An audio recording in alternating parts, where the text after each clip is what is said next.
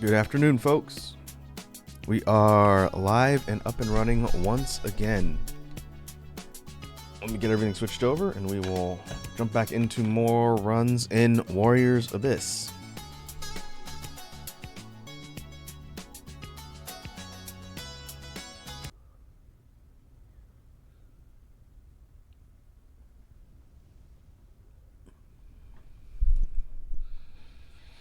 Alright, we have video.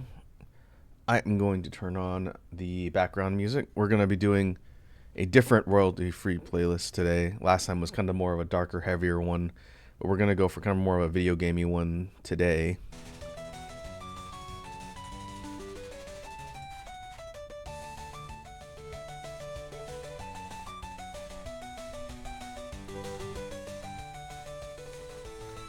I'll leave the volume there for now. I can tweak it if necessary.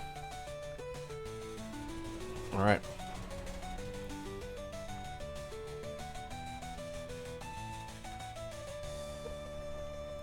What has changed since the last time I streamed this a week or so ago?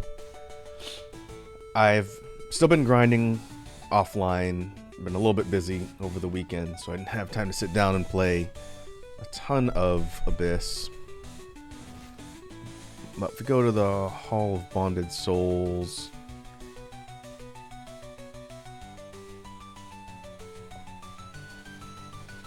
we take a look. I have definitely unlocked more weapons.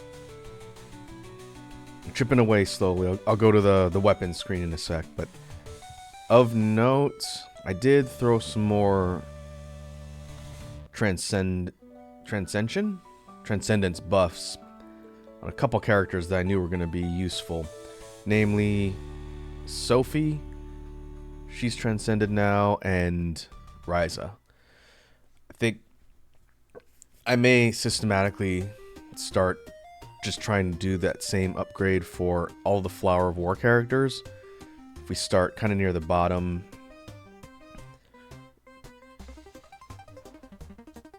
we have characters like Naotora, Xingzai, Yumiya, Ina. There's a lot of characters that have that Flower of War emblem, and that's to put more things in place that'll make a summon spam build a bit easier. I think my go-to for summon spam, which I don't know if we're gonna do today, we'll see. I gotta figure out what I want to focus on for the grind. But we have Naomasa E. We ran through with him last time on, I think, T3. And we successfully did a run to get a summon spam build going. If we go to Depths and Void, I ran through with Naomasa on T5. And I was able to get a pretty good summon spam build. It took a while to come together when I did that run off stream. But I think the upgrades and overall damage are a little bit better this time. Of note, I had almost maxed out skill, so we lost on the final upgrade there. Speed could have been higher, and the charm could have been higher. Would have been also good to max out maybe skill and vigor, but didn't get quite as lucky with the drops. But we got the higher traversal level clear, which is kind of what matters. I took this one into a trial run off stream in Void and got down to 14, just kind of not paying super close attention. So I think this will be my save data that I use for now, but I may run through it some more on T5 later, because Naomasa is not fully upgraded. He's currently at cumulative level, it'll show me, 389. I think if he was around 500 or 600, then he would have enough damage to carry a run decently by himself, even if I wasn't doing summon spam. But that might have been around 300. I don't remember exactly what he was when I did that T5 run. It primarily comes down to the drops, how fast you can get Ryza, and how fast you can get all the Flower of War characters on your team and get them upgraded so that they can be doing maximum damage as you go. So I'll have to think about that. It'd be nice to be able to farm T6 with that setup, but he's going to need to be at 750 for that to happen, I think. We could take... I haven't done anything with Magoichi. He was actually my main in the Switch version when I was playing through it until I got Hayabusa. And he was mostly maxed out because the overall cumulative level cap was lower. But I got him to cumulative level 500 on all the way up through T5. I don't know if I did T6 with Magoichi, but he's pretty strong. He's overall pretty fun to play with too. So maybe we work on building him. I don't have any upgrades for him though. No weapon, and I haven't taken him on a run yet in this game. So unless I'm prepared to drop a bunch of upgrades just to get him weapon unlocked and transcended. We got a little less than 1.3 million in embers, so I could afford it. But let's see. I'll go to the main mode. This will tell me a little bit better. Especially if someone's got a bonus.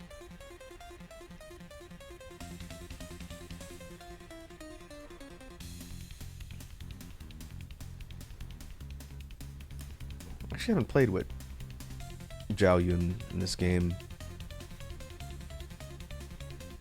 He's kind of like the main character of a lot of Dynasty Warriors, I think. Sort of like Yukimura is for Samurai Warriors. And Zhao Yun's kind of like the poster boy.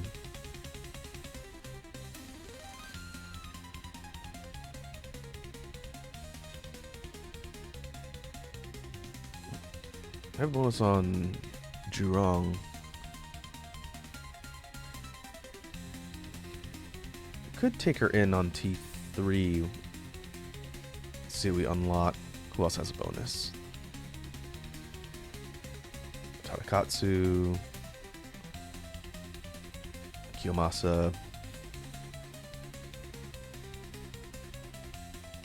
Yoshimoto.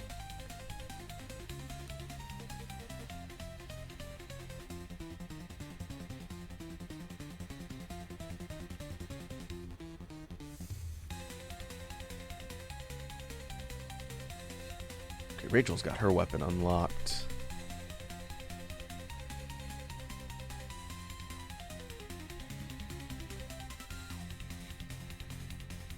I wonder what her Transcendence gives.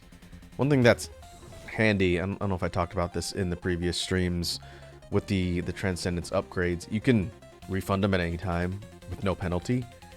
So if I wanted to, let's say, where's Rachel? She's like up here. If I wanted to see what her upgrades look like when she gets the Transcendence, because she already has her weapon, I could just do that. It would cost me 60k. So let's see. Attack by 10% for every might. When she destroys projectiles, increase an explosion, replenishes 20% in health on level. Pretty average skill set, nothing super crazy. She's Vigor and Bolt. But in Transcendence, she makes defeated enemies explode, dealing damage to nearby enemies. I think that's the same ability that Lu Bu has. And then it looks like the weapon doesn't change. 20% of health on level up. Yeah, I don't think the weapon bonus changes at all. And I think I didn't look at the activation conditions. Her tactic bonus doesn't change, but if we refund that, no, still 10. Huh. He does not really get serious bonus from Transcendence. That's interesting.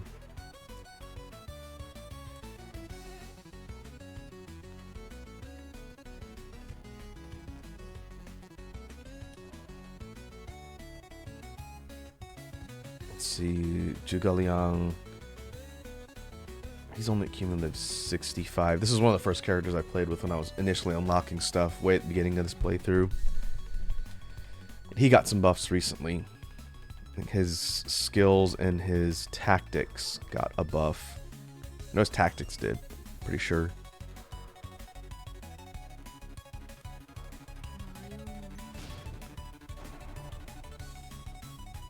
Another thing we can think about. Maybe for warm-up we can go for a speed run.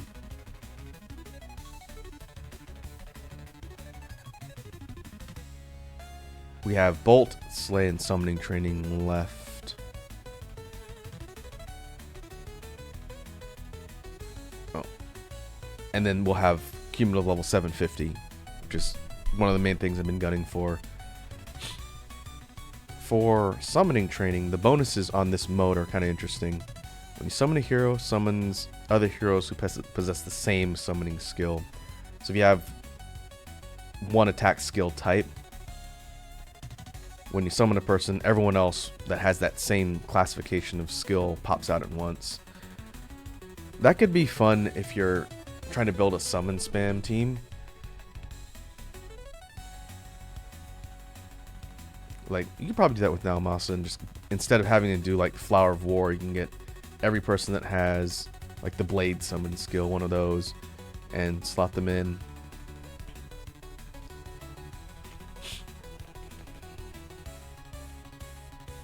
Okay, let's just do Bolt. And does anybody have a Bolt emblem straight bonus? Let me look. Where's Lubu? I know his tactics is a pretty big boost to Bolt damage. No, his is for the Lubu army. Attack 10%. I think for a main player character on Bolt, I know Ginshio is pretty good too.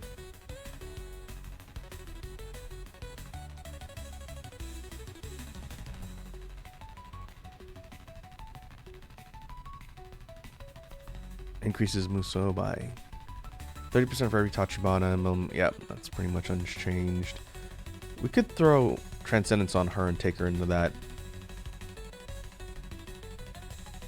dungeon. Let's do that. I was going to give her that upgrade anyway. Ginshio is one of my favorite characters to play with in the Samurai Warriors games. She's decently strong in this too, especially after some of the recent tweaks to the skills.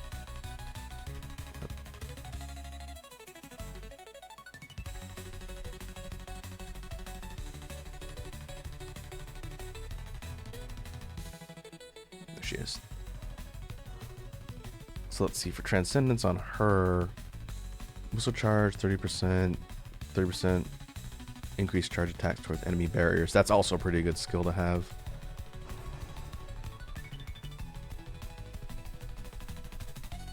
On Transcendence, it actually changes her main skill. 40% for every Tachibana emblem, and then increases total Bolt emblems by 50%, so her attack against shield bonus goes away. But she also gets attack increased by 3% for every Bolt emblem. That's probably the biggest change in her skill for Transcendence. So we just stack up tons of Bolt emblems. That's 3% attack boost per. That's pretty sizable. Okay. I don't know how easy it's going to be on T5 with her not having a high cumulative level, though. Let's try it. If I fail the run, I fail the run. And let's see. What record do we want to throw on?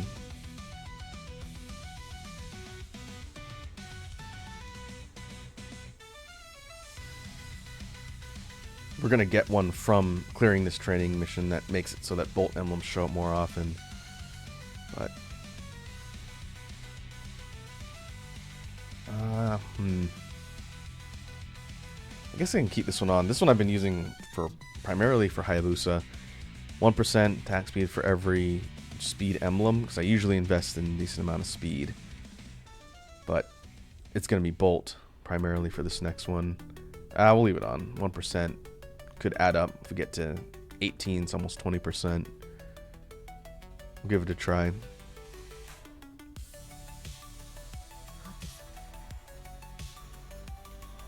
So we're going to go Bolt training. And the special mode bonuses in there, 5% for every Bolt emblem is pretty nice too. That should stack with Ginchio's Transcended skill. I'm going to find out. I do know that she starts off kind of slow until you get her some upgrades. Both her attack speed and her general speed to get some upgrades. It's a bit slower than some of the other ones, but it's fine. Oh. And defense is going to be low.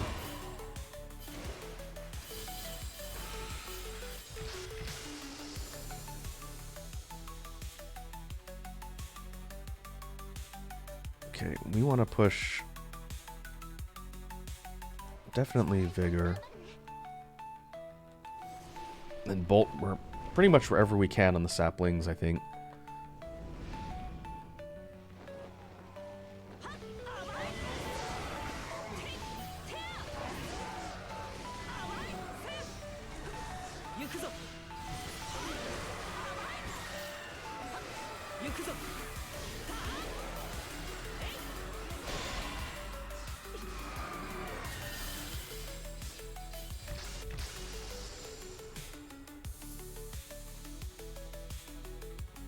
Okay, skills also going to be important. We want attack speed.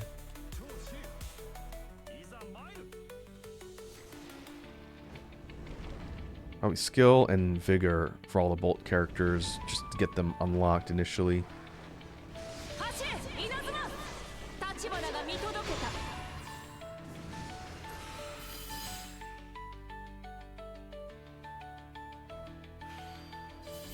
This might be the first time I've used Ginchio on stream. Her Muso is pretty decent. It's like an area nuke. It hits all the way around her. Okay, I'll go skill. Skill for attack speed. If we can get skill maxed out, that would be nice. That'll be tricky since eventually we'll have gotten all of the Bolt characters with skill. I'll have to start waiting until I get a sapling that is a different element.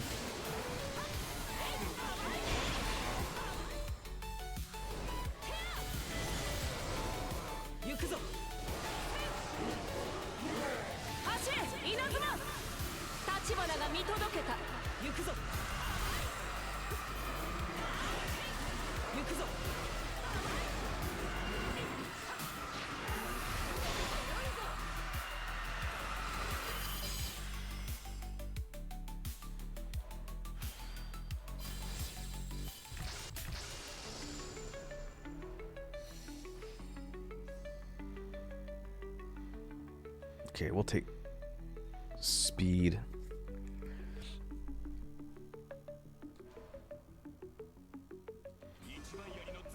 Movement speed, attack speed, both of those are going to help.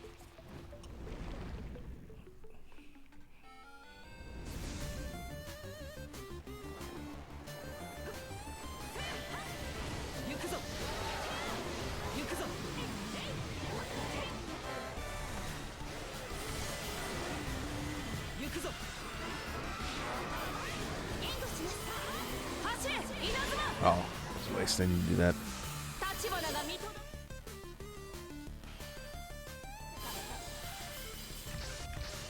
Okay, that gets more of the move set. I think her, for a while, until we get more skill upgrades and speed upgrades, going for hyper combos on triangle to square are probably going to be faster. One, she moves a little bit more laterally with all those lunging pokes. But compared to her, it's not too much slower.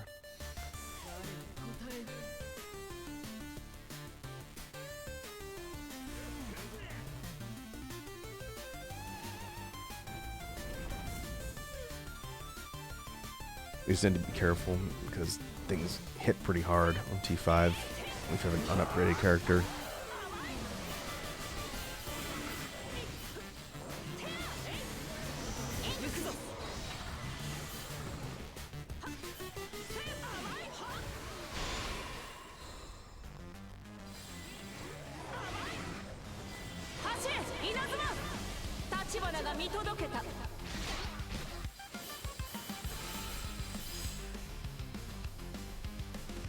Okay, we'll take the attack boost. See if we can get range. Range up, I believe, affects the hit radius on Musos. Ooh, another weapon. That's nice.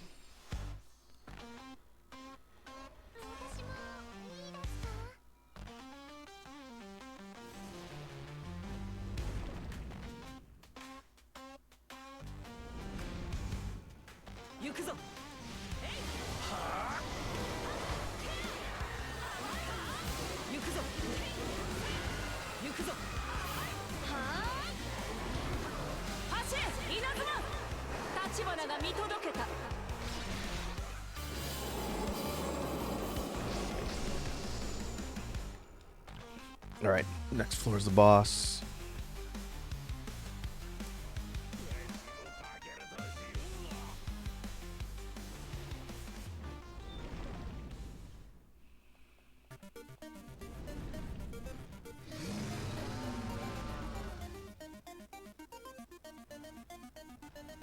Oni shouldn't be too difficult.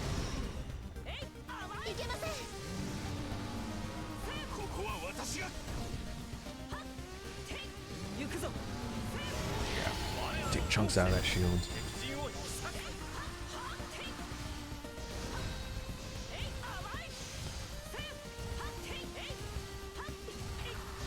Alright.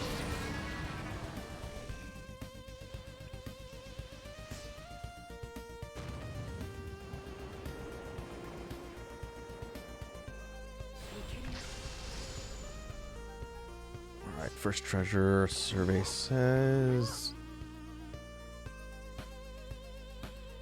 Okay, Matsukaze. I think that's the route. Quicker cooldowns on our 1, 3, and 5 slot summons. Yeah, we'll do that.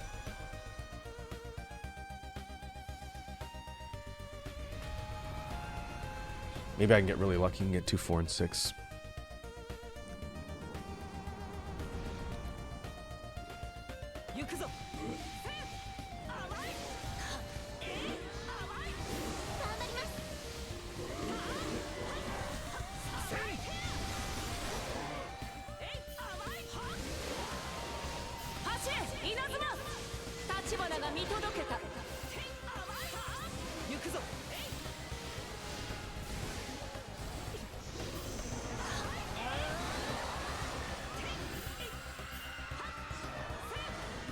I remember seeing on the subreddit for the Dynasty Warriors Muso franchise, where I usually look for updates about this game specifically. Someone had posted a comment talking about one of the recent changes. I don't know if it was the most recent update, but ooh, I don't know, we'll get skill. The person was remarking how the Sin Spears, the creatures on the ground that spit stuff, make this shrieking noise. And I never really noticed it because I don't normally play this game with the volume up super high, but it is something I absolutely can hear now. So if it's coming across really loud on the broadcast, I might have to drop the voice setting. I don't think they made any noise before. They might have just kind of grunted, but now those creatures that sit and spit projectiles at you when you kill them, I think this really loud shrieking noise. And it can get a little bit annoying if you can hear it.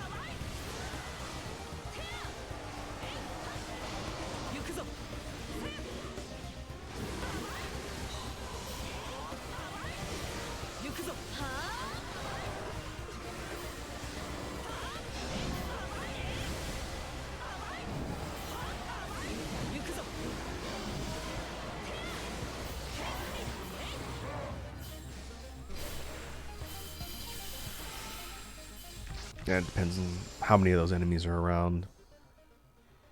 Okay. More skill. Attack speed up. Is that 30%? 10%. Next one's 30.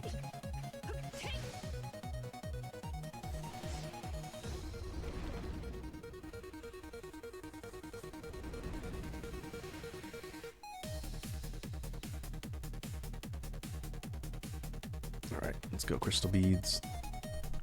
More chance to get bolt emblems.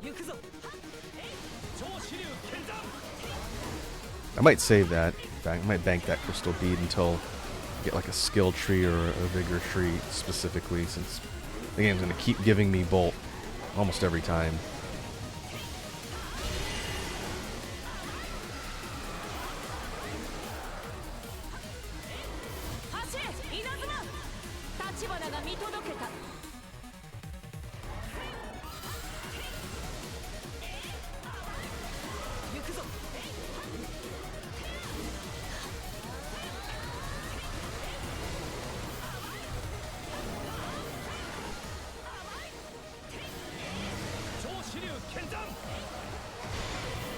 Here we go.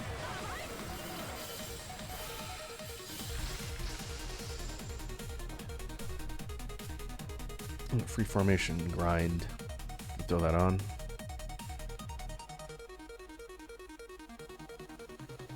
Oh, we have Kanetsugu or Hideyoshi. Probably Hideyoshi for the multiple upgrades. Kanetsugu is pretty good for his tactic, which requires just 2 Uesugi emblems. He comes with 1. Anyone with the Uesugi and Toyotomi emblem status, 100% more damage, 2 barriers. So if you get him on the same team as like Hideyoshi and Kenshin, then once that tactic's active, it stacks up pretty good damage. But I'm going to go for speed and charm. Or we'll probably get Kanetsugu eventually, since he'll come up in the rotation again. I can even reroll for it on the next sapling. Maybe I'll do that, unless I get a skill character. I want that barrier damage. That is really helpful for bosses.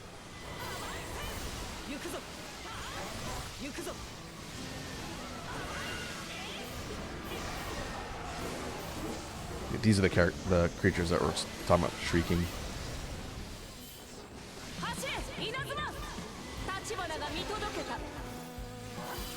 I'm pretty sure that noise comes from them.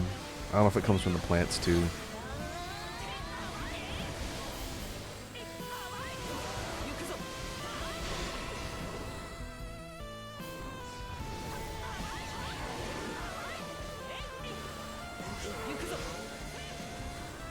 There you are.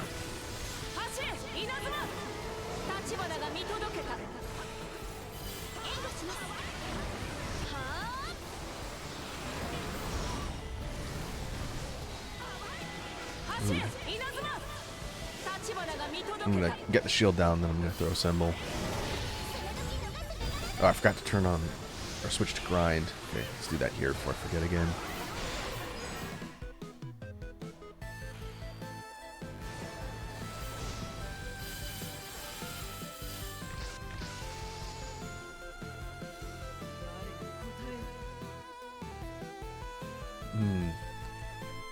There's Zhuge again.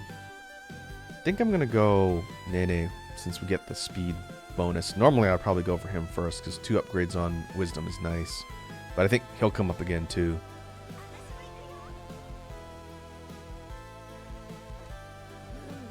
Oh, another crystal bead. Oh, that's lucky. Okay.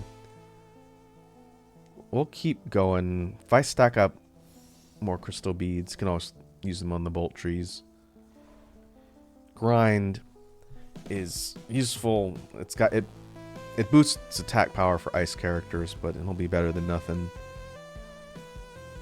Its keyhole is the starting formation. It's pretty meh.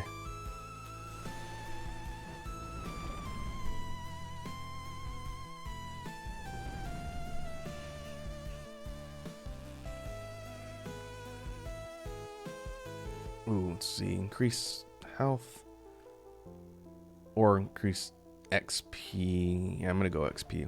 Get those levels. If I was doing a standard run, not a training mode run, I might take the HP, get a higher HP pool for the other modes, but you can't save this type of clear data, so... Ow. Stuff still hits hard.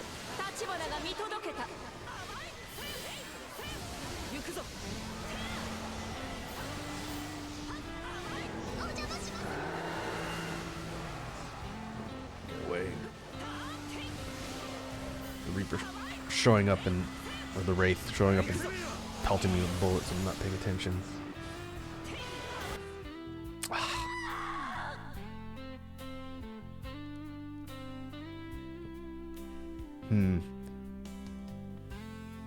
Okay, she's gonna need some more stats, I think.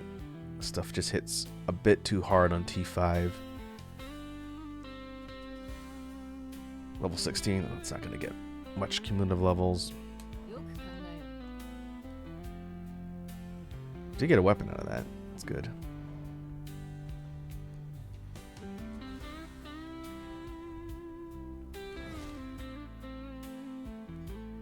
Okay, I'm gonna see how much it's gonna cost me to upgrade Ginshio some more. Or I can refund her Transcendence and just go in with Hayabusa. He can clear that probably in 30 minutes.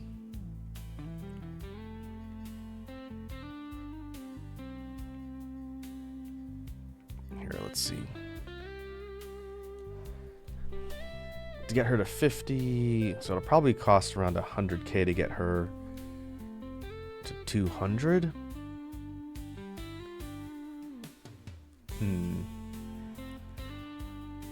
Not necessarily stockpiling embers for something specific, but I'm kind of waiting till I want to use it to kind of force upgrades through on something or someone.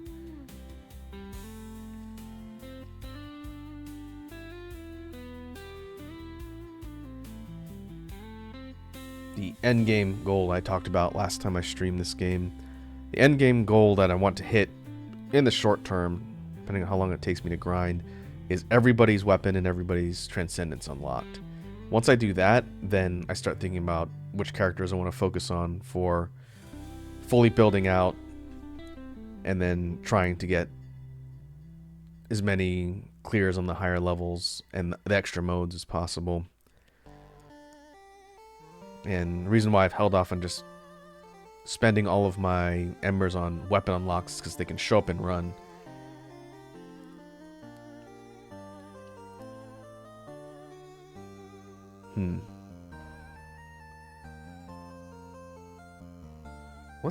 Well, alright. I'm just gonna go in with Hayabusa. I don't want to spend a ton of runs just on one character, but he's easily the strongest that I have. And I don't really have to pay too close attention to how I build, since if I go Vigor Speed and then Vigor Speed Bolt, and throw skill in when I can, it's pretty much just turn brain off. So we'll do that for this run, just to clear it, and then I'll focus on other characters for the rest of the stream.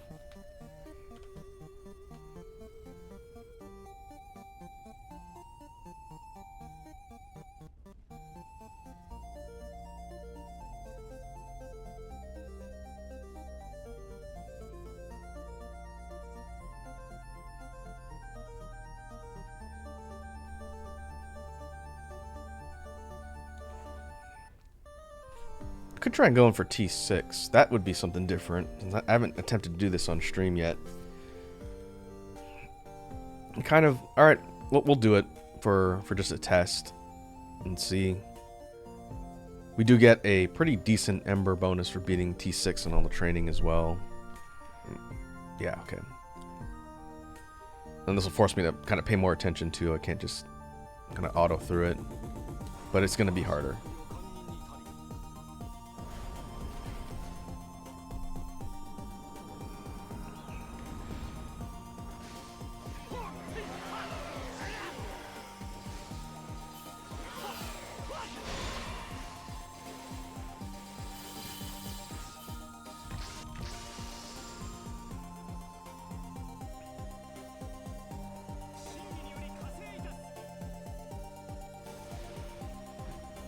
Now, this particular run, I don't need to worry about getting as many Bolt emblems as possible. In fact, ideally, if I just get 18 for Protective Star 2, that's where the benefits really end.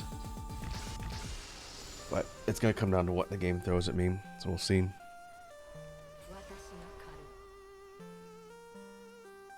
To that end, I'm not going to go for the Bolt Tree every time, since some of the other element characters have emblems I want, namely Vigor, Speed, and Skill.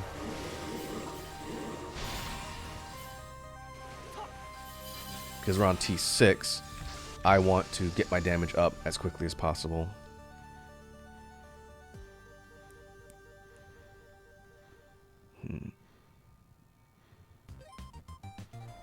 Actually, no, we'll go Skill. Don't need the Slay element, but that's fine. Okay, Thorns of Fixation. I don't think I explained this because I haven't done a T6 run on stream yet. So let me clear this floor and I'll explain what these are. This is unique to this mode.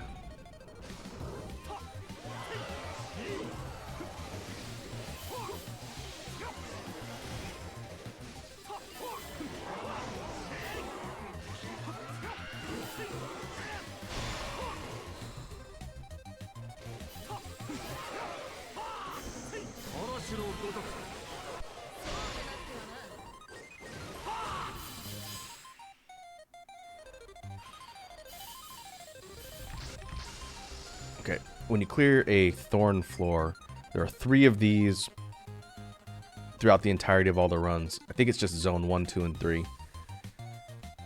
Every time you get to clear a floor and these pop up and you remove them, you have to do that 3 times in order to unlock the true form of the final boss, Goma, at the very bottom of T6. If you don't do that, I think you just get the regular Phase 1 and Phase 2. You don't get the special Phase 2. So, assuming I can make it down to the bottom this run, I want to show off what that fight looks like, since it's a bit different than the regular Phase 2.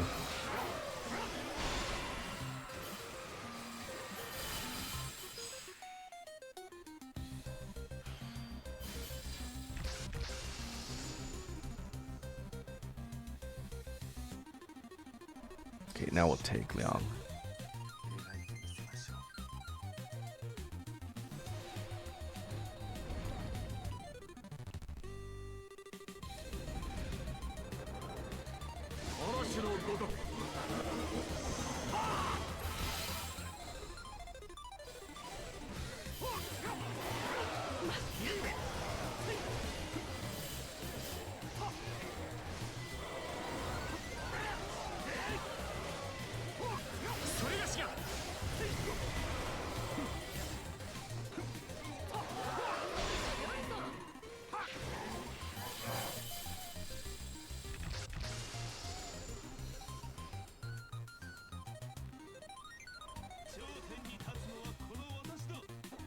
Okay, keep getting skill. I want to go for Cauldron. Cauldrons are rare on T6. Yeah, let's see if we can get a tortoiseshell formation. Okay, 1500. Having the barrier that blocks damage is nice, but on T6, even when you throw this during assemble and you get the barrier, attacks can penetrate it for, I believe it's 50%. So you're not totally invincible anymore, but it still helps a bit to have the shield. It's better than nothing.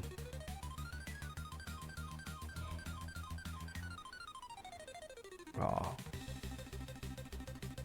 Guess we'll go Goemon.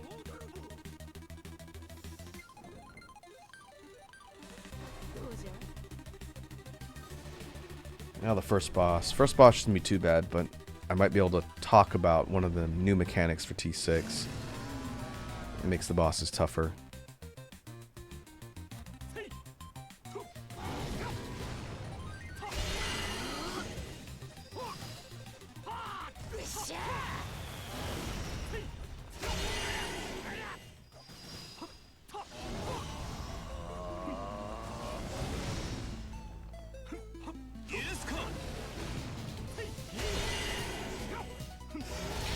Assemble.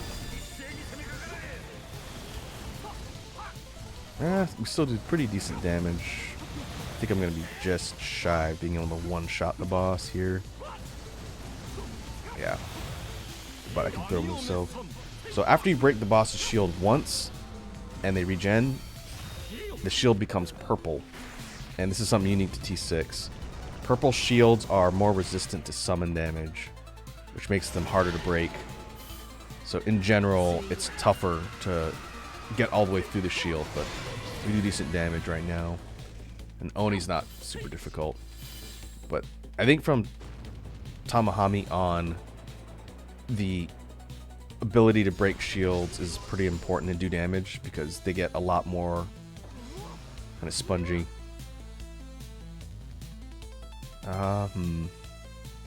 Guess we're going Muso rate.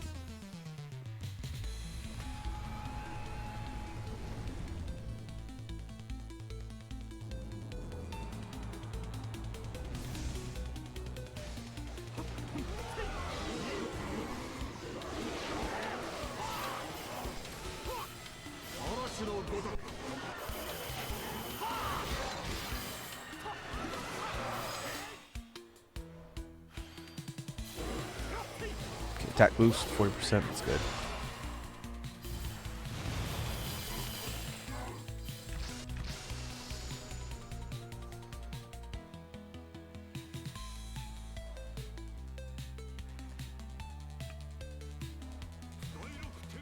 Okay, skill 5. Only 5? I guess so. I'm gonna get tons of skill drops in the first zone.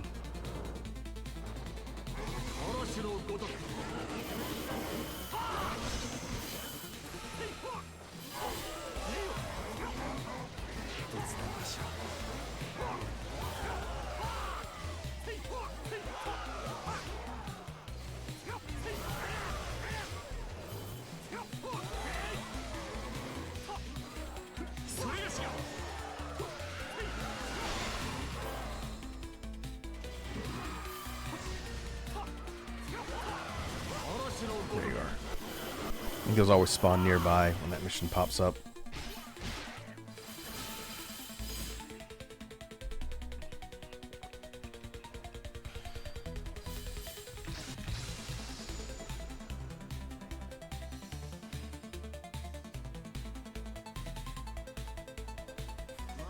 Oh, I could have re-rolled. It's fine. Speed is still helpful.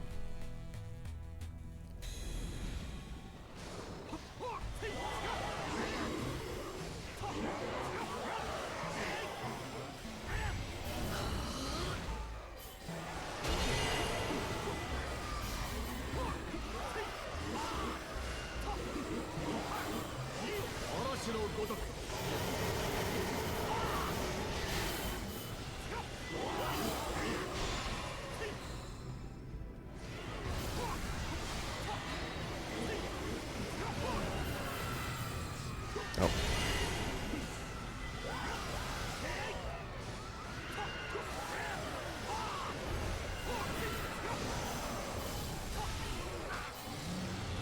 Ooh, real damage.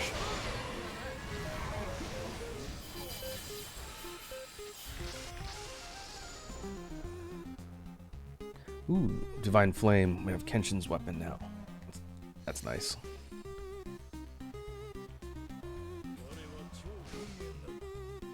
Alright, we are at 3? Only 3 bolt? Huh. I guess I haven't been prioritizing every single bolt sapling.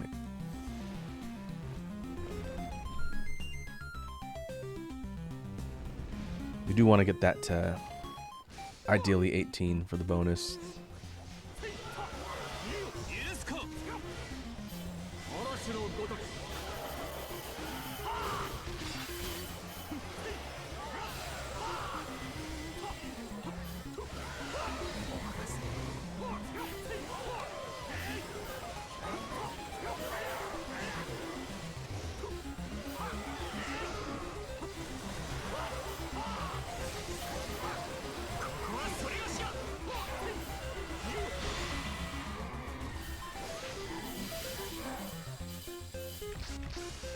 Alright, thorn number 1.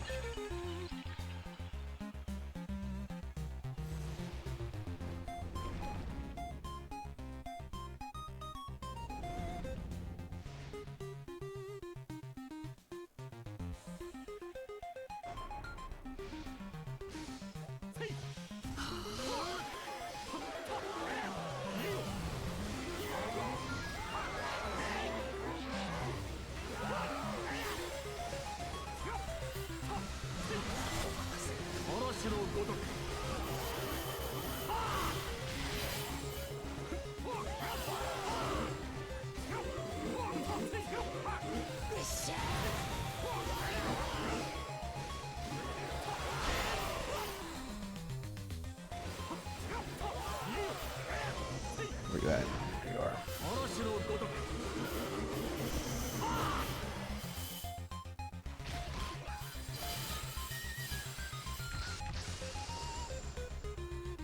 Another one.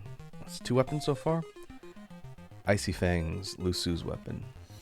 Okay.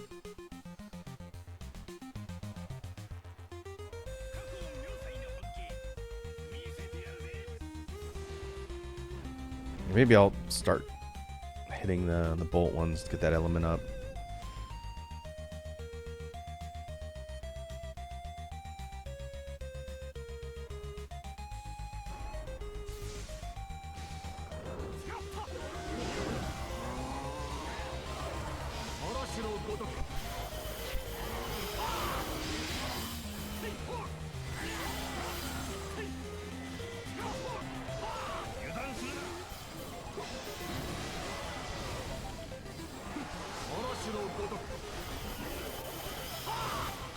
Waves are getting more dense.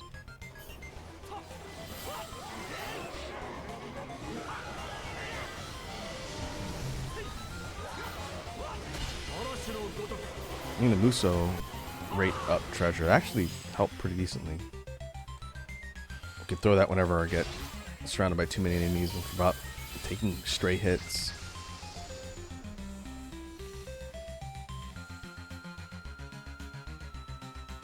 Alright, double speed. Gets us up to 10.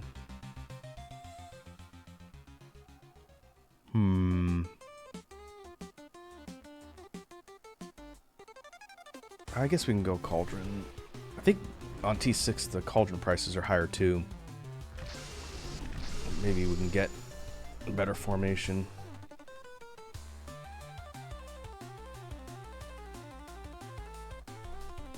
I think I'll keep the shield. 10% speed wouldn't be bad.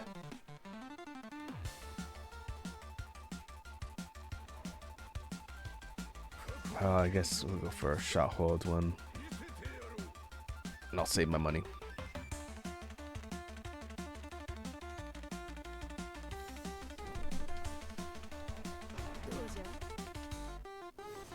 Well, it's bird time.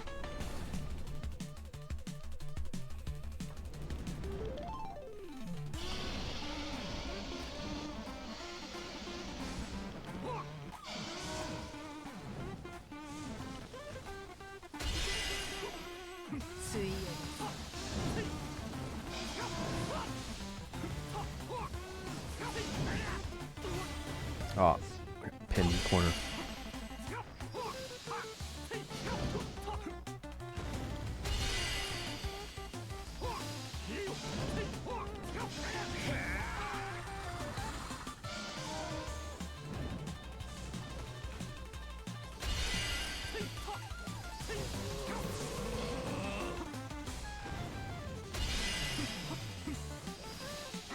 Okay, this is our next major DPS check. Can already tell it's gonna take a little bit longer.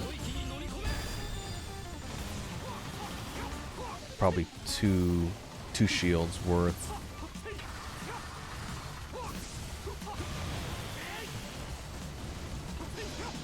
I got right around 50%. Ah, didn't throw that fast enough.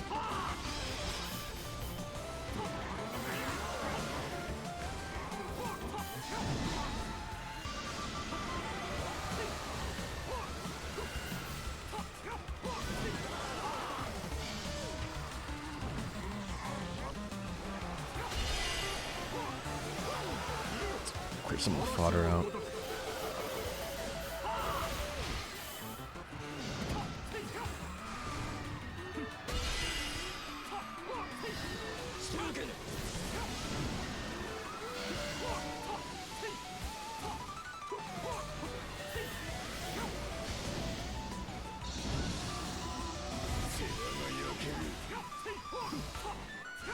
Let's go.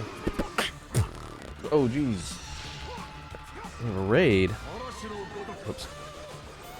Quasi, Toxicure, and the crew. Hey, thanks for the raid. What's going on, folks? Let me pause. I think it's just me. Let me get the shout out. Miss XD 120 says, I eat cereal with Red Bull. Like, at the same time or with cereal and Red Bull in it, because that is two different things.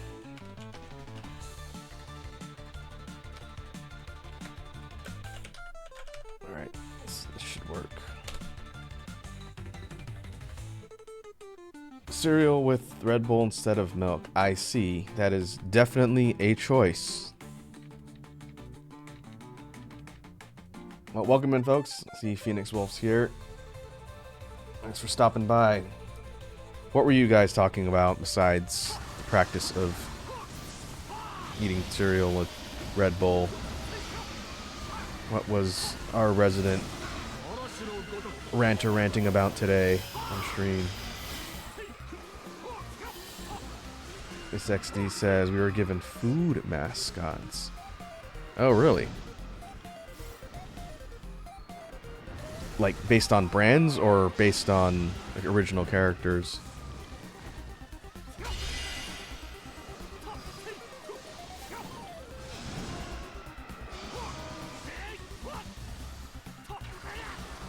Based on brands? Oh, okay. Did I get one? Probably not if I wasn't there. Mozzie would probably give me something crazy.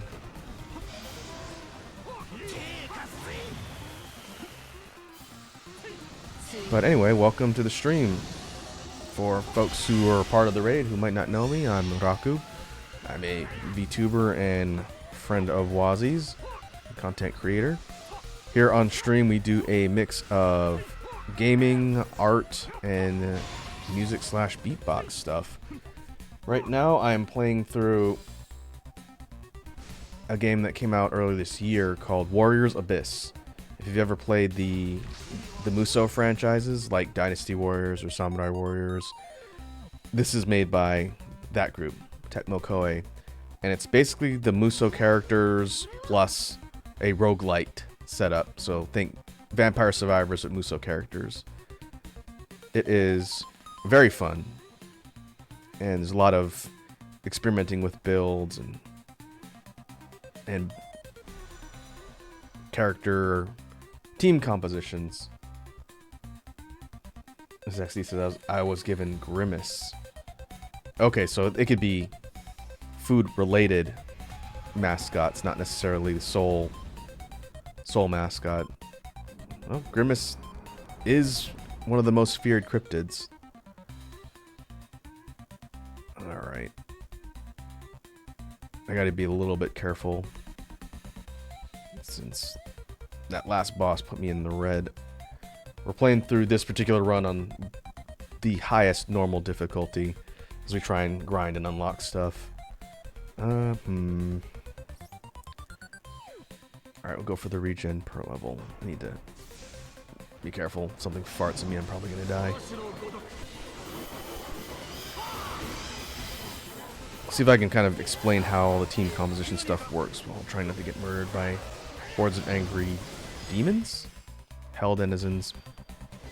Our actual interface is this kind of zoomed out, top-down shot of the different maps. And the whole point is to get through each of the waves. And as we get through the waves, we will unlock characters that we can essentially recruit to our team. And we need to take advantage of the abilities that the characters have in order to maximize how effective our team skill set is in order to increase the power of our main character. This is Ryu Hayabusa of Ninja Gaiden fame.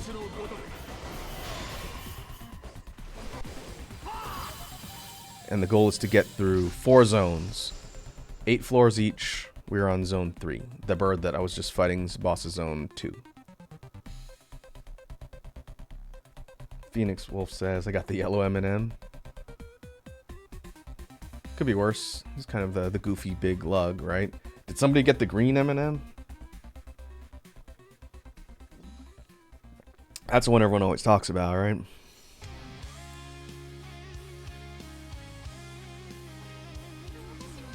Oh. Let me... on the next floor, I'll pause on that screen and explain what it is. I've been kind of autopiloting my way through the different levels because I haven't had to talk about it a ton, but next floor I'll explain what these trees mean and how the whole character recruiting and upgrading system works, because it's a little complicated, but after you run through it a bit, it's fairly intuitive.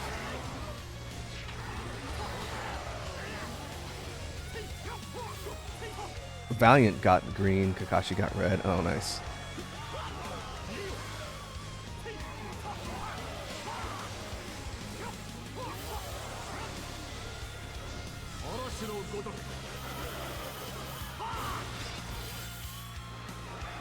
It's a fun idea, food mascots.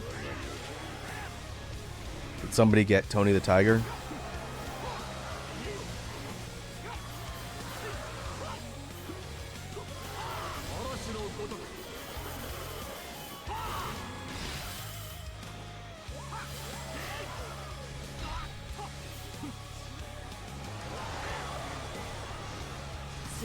Alright, one thing I can mention while I dodge through.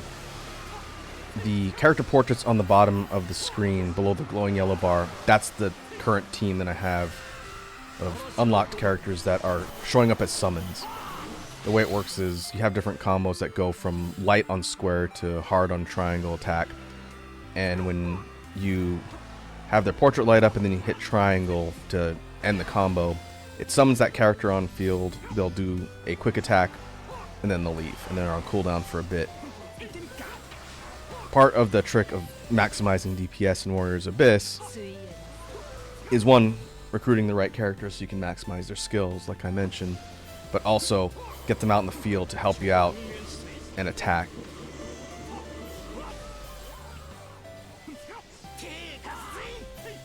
To help thin out a lot of these dense things of enemies, which should still be holding frame rate wise. This game runs infinitely better on Steam compared to the Switch, which is where I played the majority of it when it first launched. And then the game basically turned to 5 FPS soup in later game stuff. So I switched over to PC on Steam, also so I could stream it and explain it to folks like you guys. Alright, so at the Crystal Sapling, each floor, with the exception of ones that don't have trees, is your clear bonus. When you interface with it, you will have a selection of heroes you can choose, and these are all from the different Musou games. The little symbols below their character portrait, like Chen Gong has the book for wisdom and the bolt emblem for lightning element, and Nene has the boot, which is speed. Those emblems, as you accumulate them, they unlock perks. And I explained this a couple streams ago. I won't go into a long-winded explanation for folks. But each time you get a certain amount of those emblems, it triggers a perk, all the way up to 18. And on the right, you can see for the different types what those perks are as you get more of the emblems. So like for speed, the next major breakpoint is level 12. When I hit level 12, or 12 emblems total, that gets me a bonus every time I evade. Since there's no jump, there's no block, you evade, kind of character action style in this game.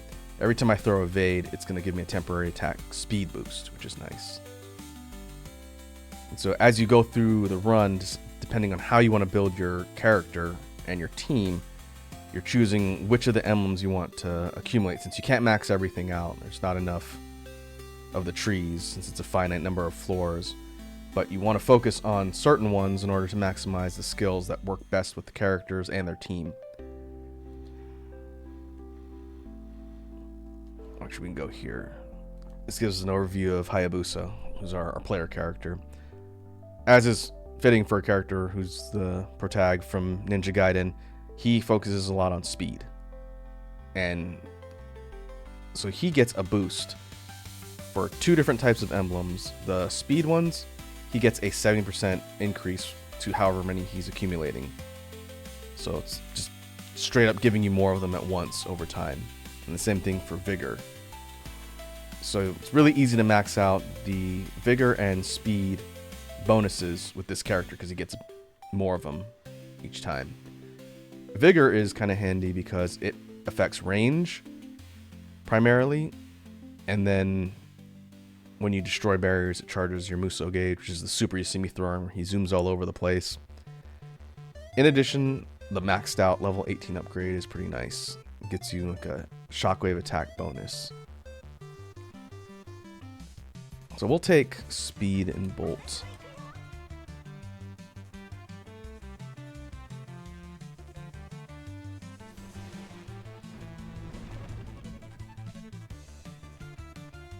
The upper right corner gives me my run info for what I'm doing.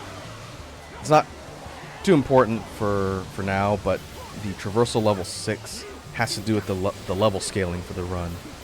So as you play through the game and unlock different difficulties, as it were, the higher that traversal level is, the more difficult the series of zones and floors becomes. As you have debuffs that are in effect and restrictions on some things that you can do, but you get the most bonus payoff if you beat a run on the higher traversal level, like 6. And so, because this character that I'm playing as is pretty well upgraded, I'm trying to beat one of the training mode special mission types to unlock some stuff. And it's going alright. Still have to be careful, things hit extremely hard on this difficulty level. So that's why you see me zipping and zooming all over the place, trying to get hit.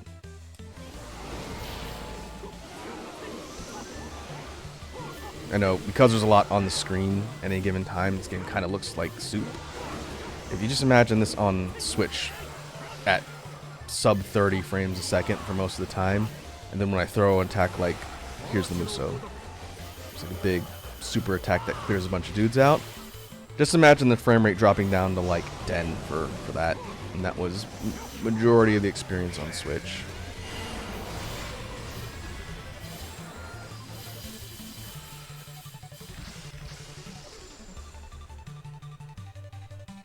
Okay, formation, Hawk's Wings. Formations are different party configurations, and they give different stat bonuses and bonuses to different character types. The one I have now gives me a shield, so I'll just leave that on, even though eventually it'll become less effective.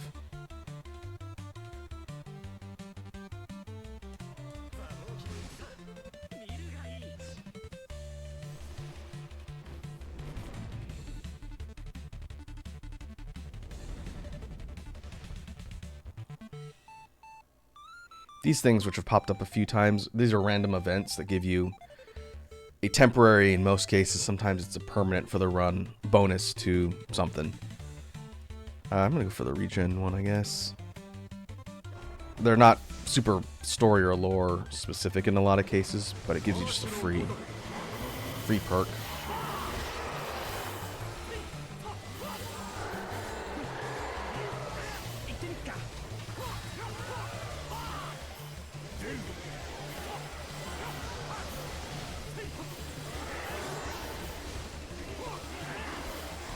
Halfway through zone 3.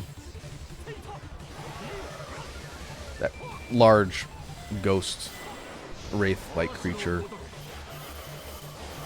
Kind of like the big Onis that have been popping in here or there. The bosses from the different zones, the higher difficulties, spawn in as regular enemies. And in this mode, they don't really give you too much benefit for killing them. They're just kind of there to be tougher targets. That's why I'm avoiding that one specifically, because it shoots a lot of projectiles everywhere.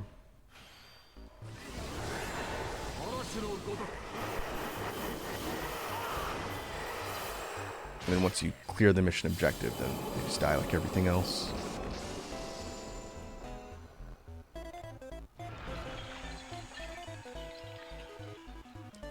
And I explained this a little bit earlier on stream.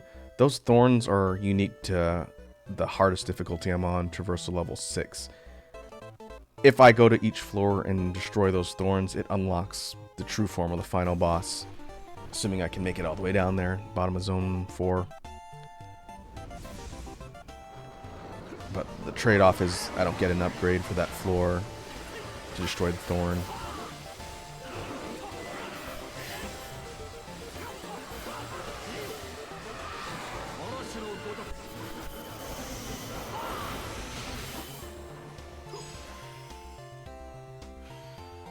Free skill orbs. Those have a chance to drop on the floor to get upgrades. It's not guaranteed, but essentially it's a free bonus.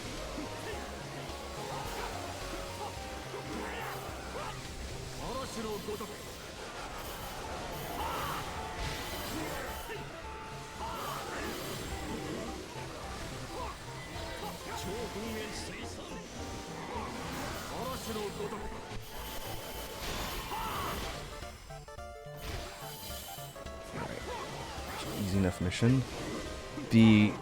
I guess I'm going to show it off here. The glowing yellow bar above the character portraits of my team is for something called Assemble. When I throw that, all the characters pop out at once, and they do a series of repeated attacks. And then it triggers a special formation bonus skill, that shield I was talking about. So it can be a handy way to clear the field quickly. And then when it depletes, if I throw a Muso before that depletes, then I get a special upgraded attack that's does more damage and results in this big kind of spirit bomb nuke. But everyone's dead, so it doesn't really matter. That's pretty handy if you're getting mobbed. You want to clear everything out and not have to worry about it. Ooh. So as you do runs throughout Warrior's Abyss on all the different modes, you have a chance to get these unique weapons from the chests. And these are permanent unlocks for each of the cast. And they give different skills. So it's always good to get that since it's part of the permanent upgrade and meta upgrade system. Hey, Kree Guy's here. What's up, Kree Guy? Good to see you again. Kree Guy is also a player of Warrior's Abyss. We were talking about build strategy last stream. Was telling the chat earlier, Kree Guy, I'm trying to do Traversal Level 6 on the Bolt training mission since I haven't done that one yet. And we're almost through Zone 3. Trying not to get murdered. Normally I would go for Tadakatsu. I will get the defense bonuses. I need to push more for Bolt.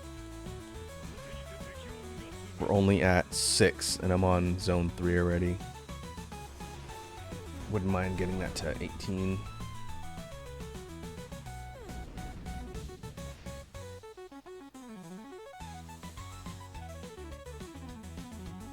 Okay, here's another one of the random events. Take crystal beads.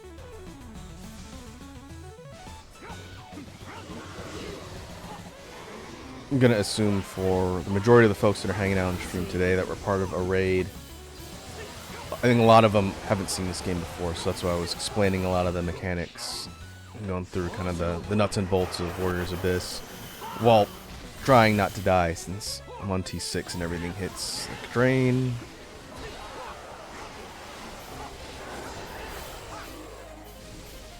But yeah, what I could use, I have not gotten Lubu or Ginshio in this run yet. They would definitely help with damage since they have big damage boost to lightning or bolt.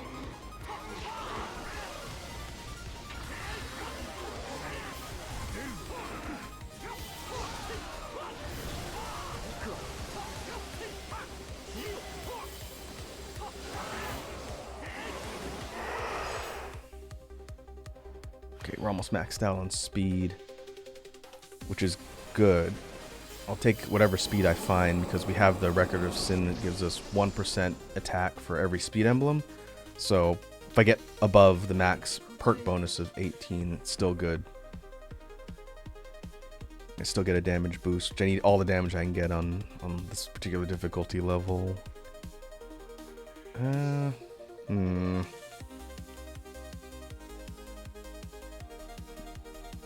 How close are we to the next breakpoint? I was not getting a lot of skill emblems, which is a bit of a problem. I'll try and get it to 12. Increased damage to barriers is pretty useful. That and high as possible. 14 is also good. Elements on all attacks. Okay.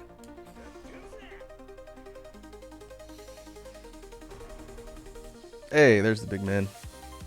Lubu. He's got a lot of emblems. Very strong. And he's going straight on the team. This menu here at the banner allows us to customize our party. Just haven't been doing it in the run so far. So we'll put him wherever we're going to get the biggest return. His tactic or skill that activates when you get the required number of emblems at the very bottom under activation conditions. For Lubu, it's bolt damage by 200%, which is pretty strong on the floor where we're getting primarily bolt emblems. Now I'm going to have to prioritize those a bit. So you can stack up some serious damage. Especially if I get Ginshio. I think I might re-roll for her on this floor and see if I get lucky.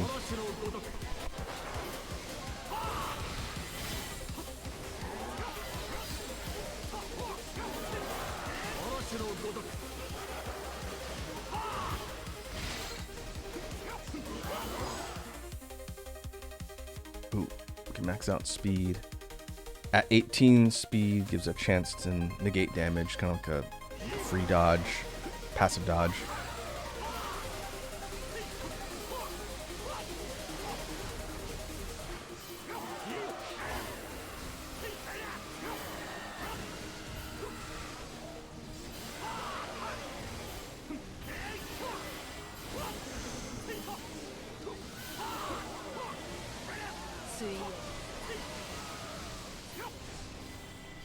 Right.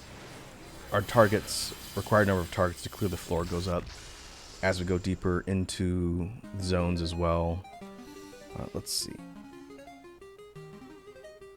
There's Hideyoshi.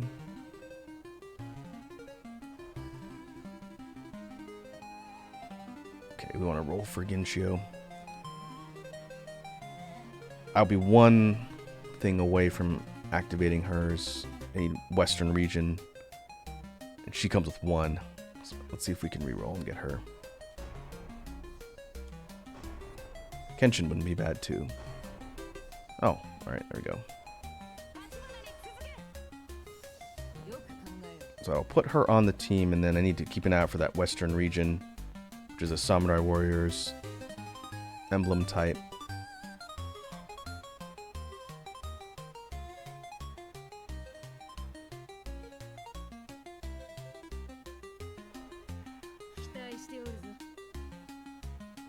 Okay, that's boss time.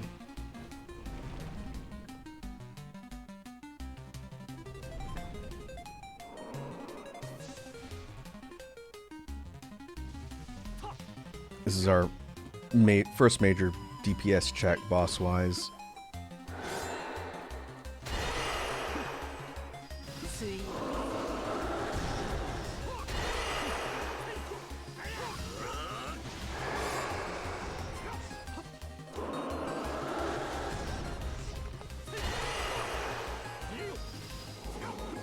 We're doing okay damage, but you can see the shield is not getting melted as fast as the last boss.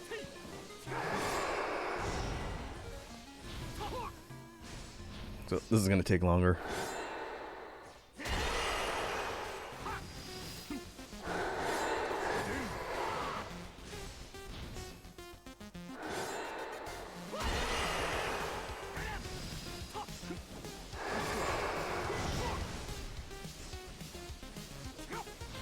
do is we'll break the boss's shield and then throw Assemble.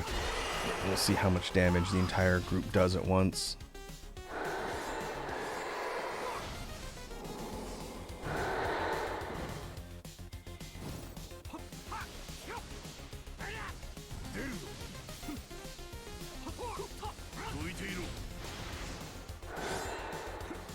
That'll do it.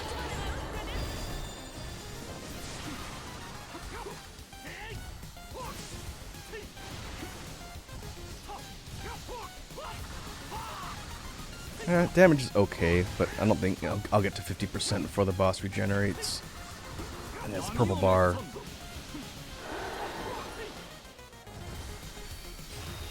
Now we got ads on the field.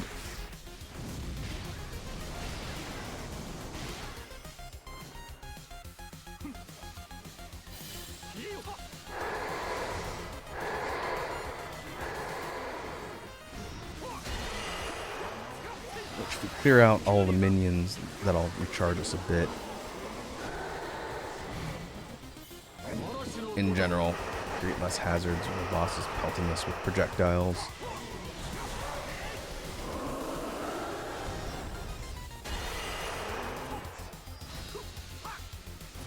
Okay, shield's under 50.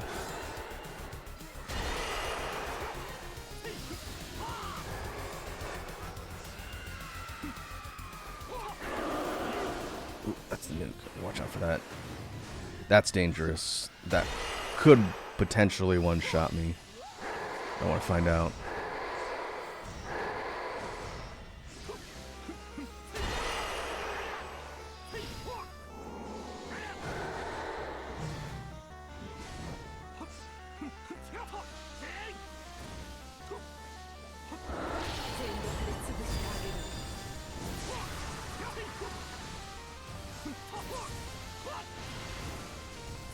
Okay, it'll be under 50%. Yeah.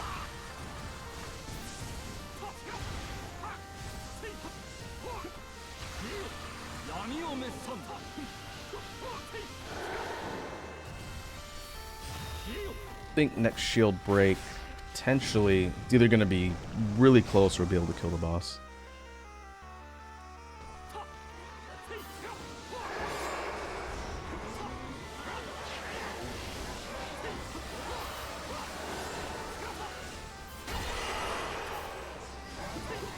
Focus on refilling Assemble.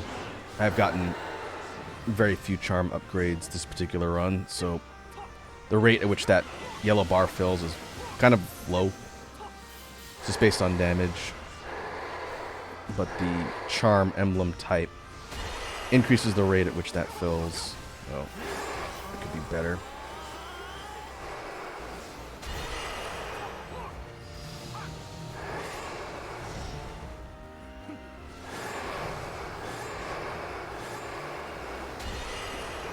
That'll do it.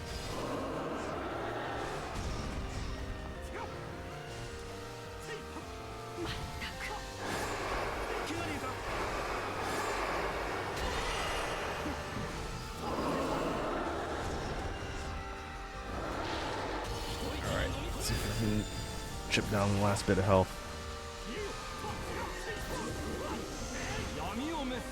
Oh, whoops. I didn't mean to do that.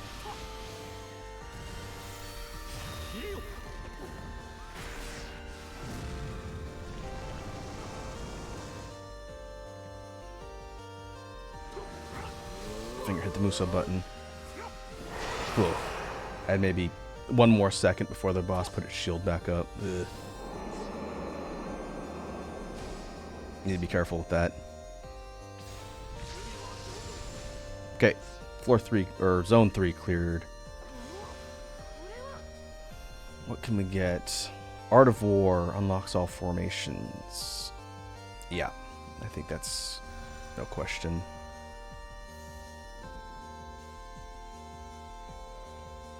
Now, I typically default to the shield version of these higher level ones that you normally only get a chance to buy at the Cauldron in later stages. But because we're on T6 and things pierce, I'm tempted to go for a bolt one just to see. I can always switch it. Free guy says you still never unlocked the bow though. Yeah, I know. The bow sucks. Maybe if I do a run where I have the upgraded treasures, I think its bonus is better. Let's see. Let's test folding fan. Attack for the player hero by 5% for every bolt emblem. Just for clarification, Kree guy, since I know you play this game, the formation effects are just passive skills, right? When you have that formation equipped, they don't trigger when you throw a symbol. That's the formation technique, like the shield and whatnot. I guess I can test it if I just look at my damage rating.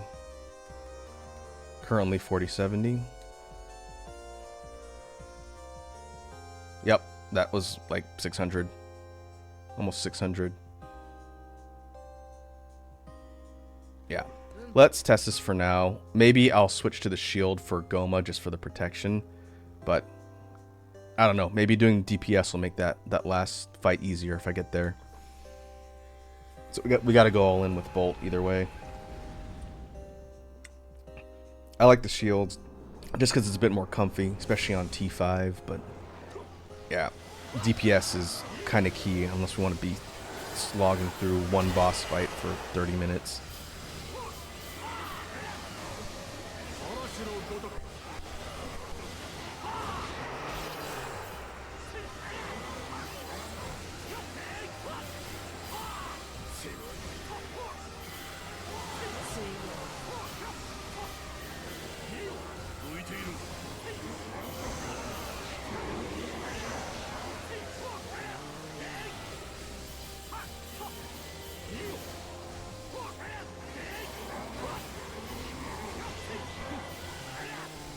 Pretty good damage.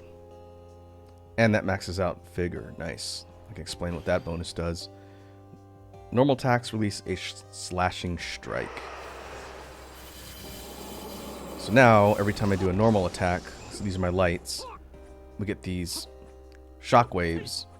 If we upgrade skill a little bit more, then it'll put our element, put Bolt on there as well. But this allows you to just spam light attacks and mow down waves as long as your attack's high enough. So that's definitely welcome. Okay, we will grab Kenshin. 1, because he's decently strong, and 2, his tactic is pretty good for a Bolt team.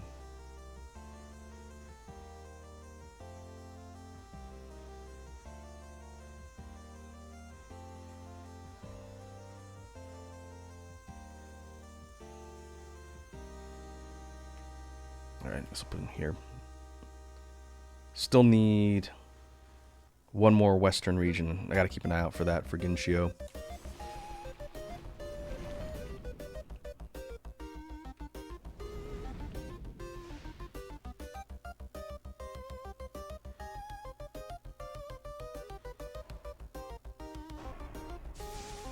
Okay, so now it'll be a little bit better with the element, but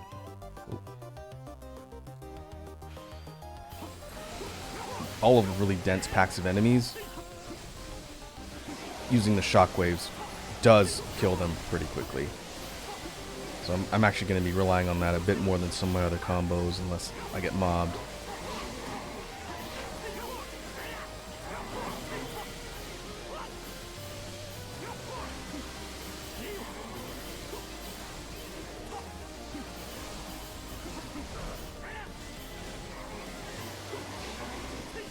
Targets 1,000 enemies. Yeah, that upgrade's pretty easy. And in the event of throwing our Muso, because we're hitting so much with the shockwaves, it'll refill our Muso bar pretty quick. Especially with the treasure that I got in Zone 1. I believe is the Muso fill rate boost. You can check that. Yeah, the dot cutting vessel, 100% rate which my super charges. Okay.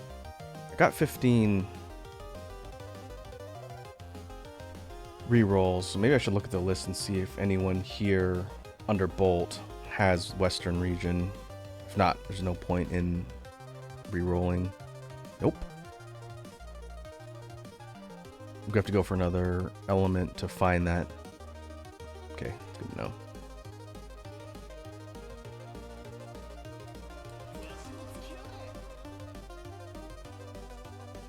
So that end, if I see a non-bolt tree, I'm gonna take a look to try and get that unlock.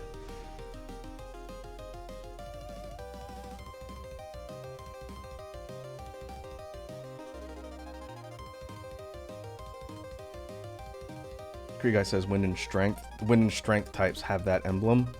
Is that what you're saying? Okay.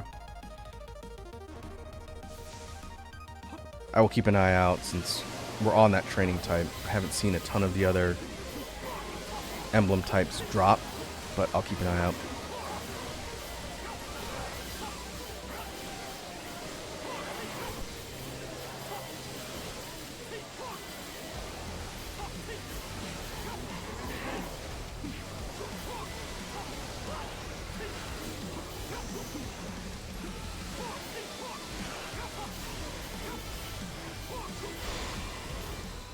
Alright.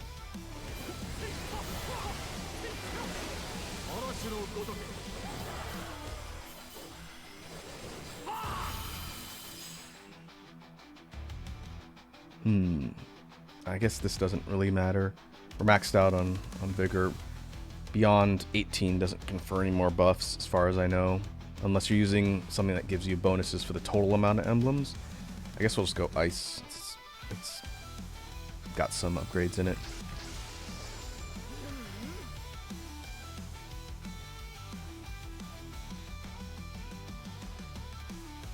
Okay.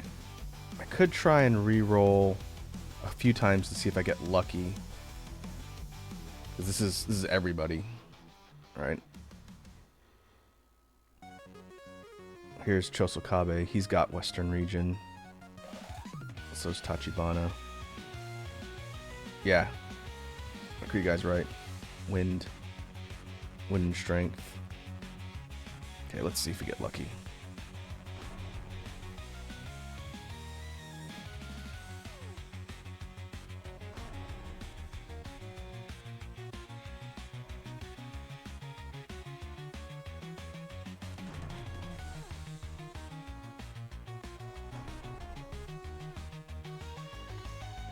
Such a big pool. Maybe I'll wait till I actually get wind or strength on the sapling so I don't just waste my chances. Do one more. And we got a hydrate from Lava. What's up, Lava? Welcome to the stream. How are you doing on this Monday? It's Monday.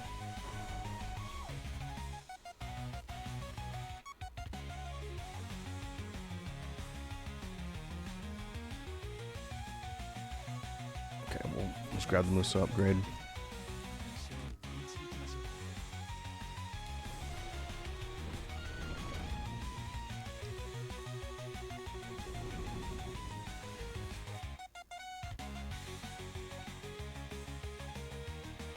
Okay, formation slot bonus. Halfway through this floor.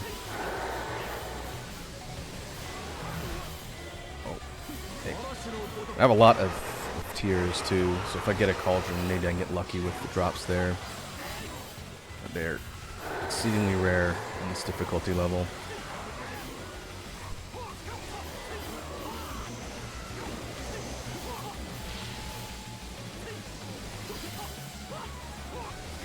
That's pretty good damage against the boss type enemies.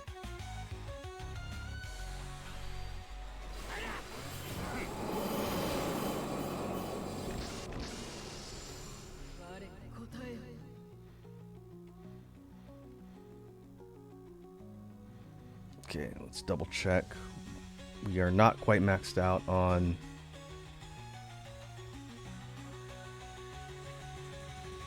skill. So we'll go skill. Let's go Muso. Lava says, answered your question, not good. Got a lot of self-loathing today. Oh, Sorry to hear that, Lava. I welcome you to come sit down and vibe on stream and direct all of your loathing to the Kingdom of Shu, which you talked about last time. I don't have a ton of them recruited now, but we are keeping our eyes peeled for wind and strength elements to recruit. As a character, I need a character on my team to get her skill unlocked. And we've got 3 floors to do it before the boss. Ooh, attribute always apply. Okay, that's good. That changes our shockwave. Now our shockwave has the bolt element, which is handy. Now, maybe Kree guy knows the answer. Does the skill bonus or tactic bonus I'm getting from Lu Bu apply to the shockwave as well, since it applies bolt damage?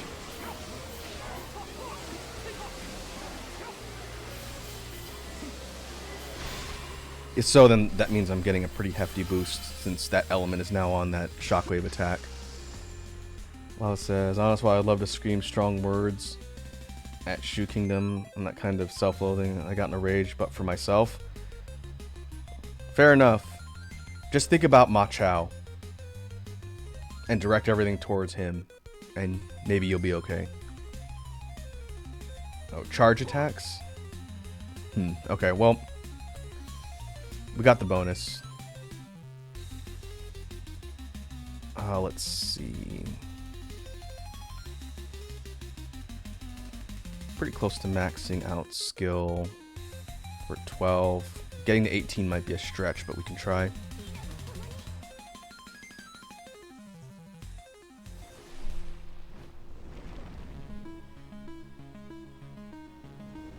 You guys in this beautiful spear dance when you first encounter Ma Chao.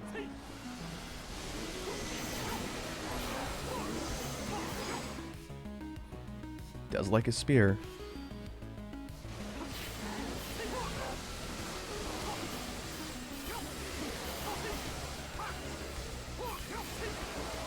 Okay, for 6.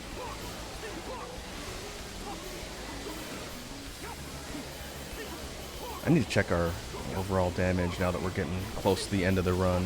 Getting ready to go against the final boss. From what I've seen, doing a couple T6 runs so far, if your overall attack damage is around 6k, then generally the boss isn't too bad.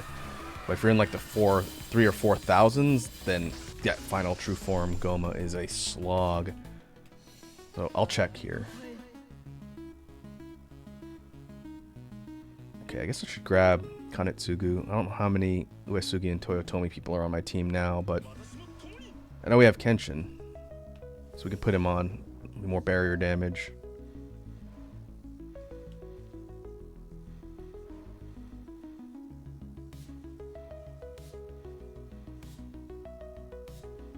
I guess we'll take the slight hit. So that's 1. Do I have Hideyoshi? I do have Hideyoshi. Maybe I could put him in Rachel's spot. He'll get that same boost to shield damage. Okay.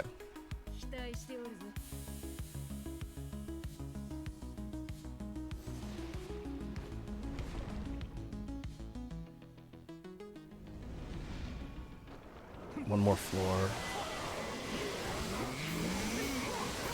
I may have to rely on the final cauldron after the floor 4 bosses, or zone 4 bosses, to try and get one of the Western region emblems. That's kind of a Hail Mary, but let's see. I've got so many of the tiers.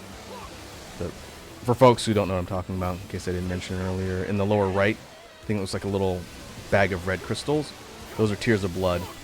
You accumulate those on each run, and they can only be spent in the run at the cauldrons, which give me unlocks and formations and stuff. Ooh, attack speed 3. Take that. When Hayabusa dodges, he gets a 10% attack speed boost. So with level 3 on top, when I dodge, look at him go. That is very fast. It's a lot of shockwaves.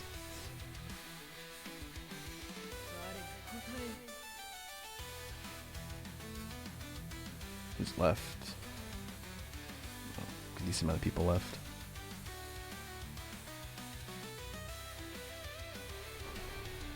Guess we can take... We don't have a lot of charm, which is our assemble and summon skills. I'm gonna go summon cooldown. I don't know if it's ultimately gonna matter a ton. Since we hit 14 bolt emblems, we now have Protective Star, which is this little orbiting thing that does bolt damage. If we get up to 18 bolt, then we get 4 of them that zip around at high speed.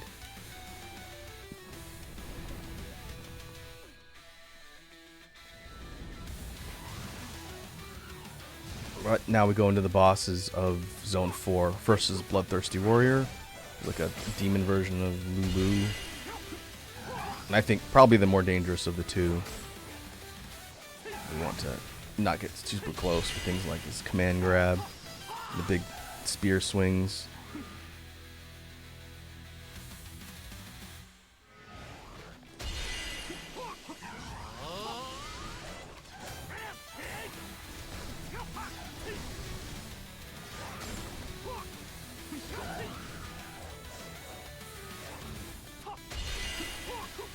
Those have pretty good range, that's why I'm giving this guy a lot of space.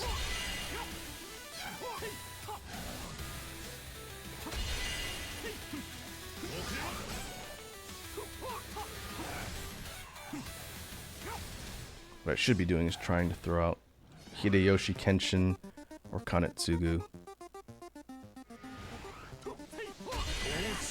They do more damage to shields.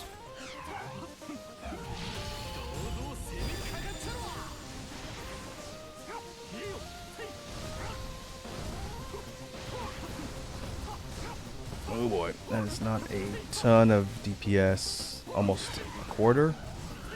Better than nothing. I gotta be careful though, because I don't have the shield formation on.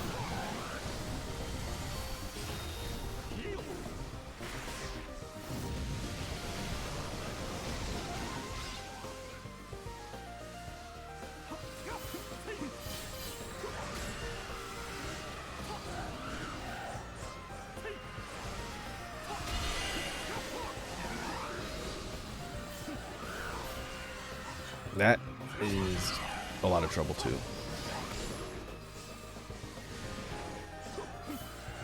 Big beam of death.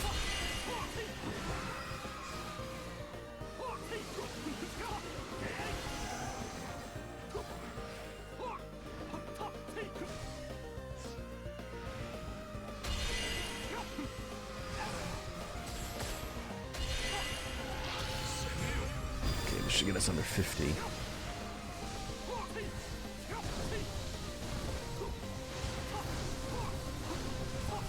Not bad. I think he'll take one more broken shield. Then we'll have to deal with the second of the two bosses. I forgot to check my attack. I will do that before we go into the floor after this. I'm curious to see what we're at.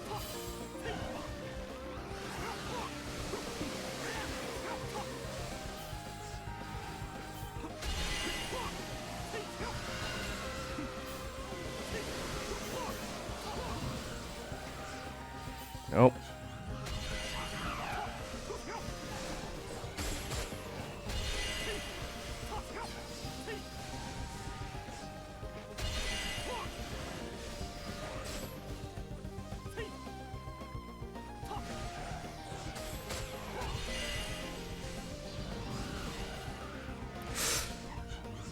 Almost read that wrong.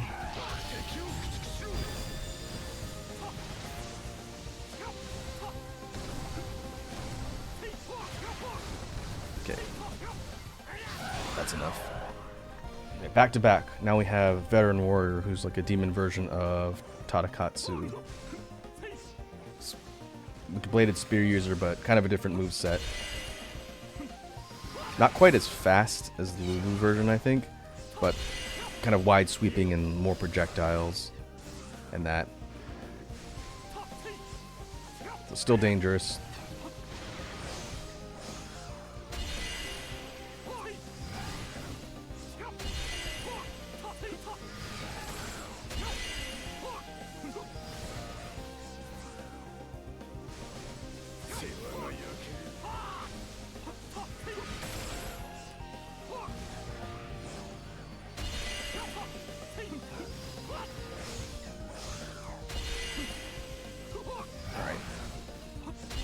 So far, so good. Let's compare.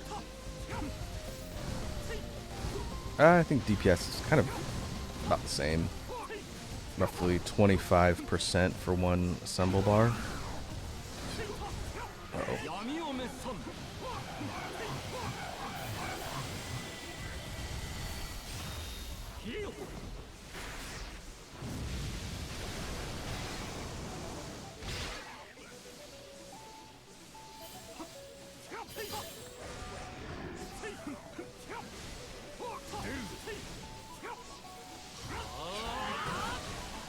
Aw, got clipped.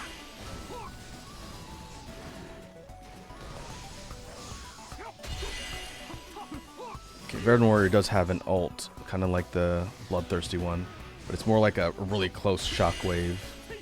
Big area and opposed to a beam. And there it is. Don't want to get hit by that.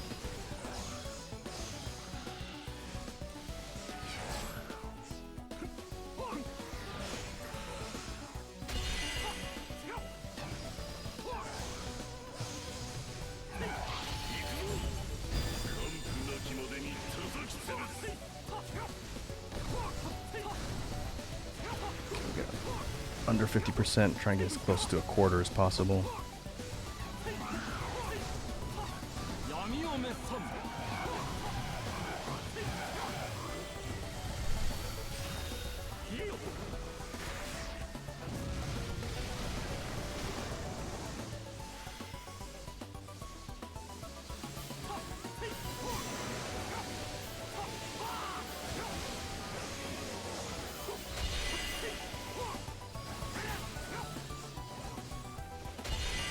Ooh. Didn't even see what attack it was throwing.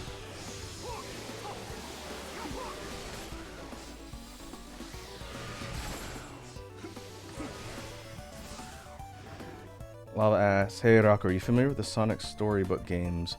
I am not. Admittedly, I've not played a ton of Sonic. So I'm not too familiar with the storybook games. What system were they on?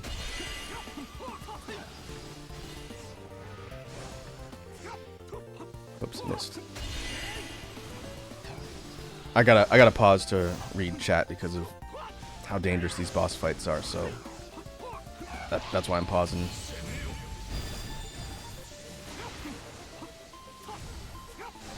Okay, Sonic does King Arthur and Arabian Nights stuff. I have not seen those.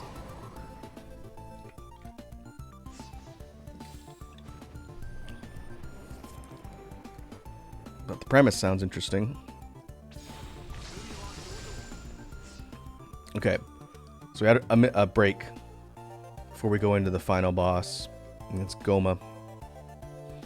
So at the end of floor 4, after fighting the 2 bosses on T6, we have a free cauldron. This one's guaranteed to spawn.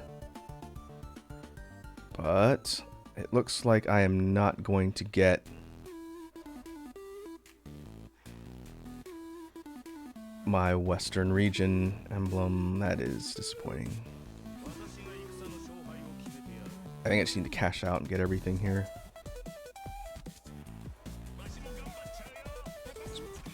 We can't take it with us. Okay, so 20 vigor, 17. We were just 1 shy on skill 2. Maybe we'll get a drop on the final boss floor. We can get free skill orbs there. 23 speed, which isn't bad. Okay, let's check our attack stat. 5821 plus 353%. That's not bad. I think that might be my highest attack stat so far. I think last time I did this, I'd have to go look and see what the clear data says, but I'm pretty sure it was not 58. It was lower. So now we're going into the final fight.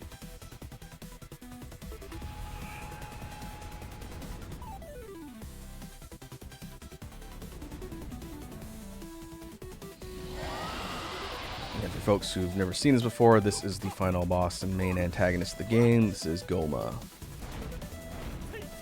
And Goma is kind of a weird blob demon creature. It's still dangerous. Bob says, anyway, I saw a post that would be the funniest thing.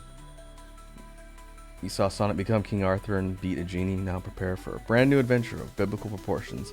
Sega presents Sonic and the Ten Commandments Journey Through the Bible. It's the actual Bible with Sonic and friends. There's actually, because you mentioned it, there's a strange overlap of Sonic community people and like highly religious people. And it's been a thing for a while. I just think that's pretty interesting.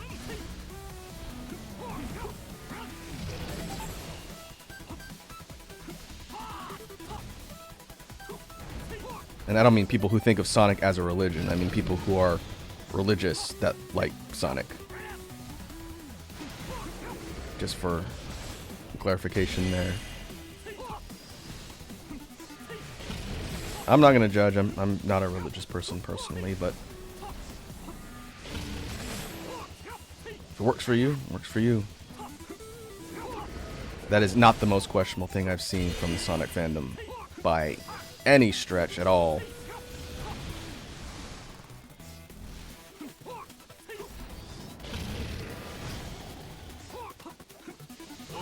Okay. So this is Goma's first form. In general, as long as you avoid the big attacks, it's not terribly difficult, but dangerous. Like, that big death beam is trouble. I don't want to get hit by that.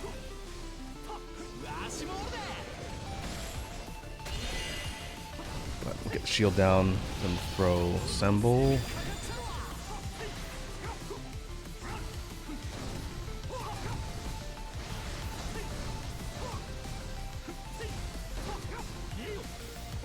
Tree Guy says, Rouge the Bat cultured stuff. No, that's not even what I mean either. I'm talking about like Sonic pregnant with Shrek's baby. The rabbit hole is deep. Lava says, don't you mean the coalition between Sonic fans and furries? Not even specifically furries. It's just people have their very specific interests, and as long as it's not hurting anybody or breaking the law, then you do you. It's the internet.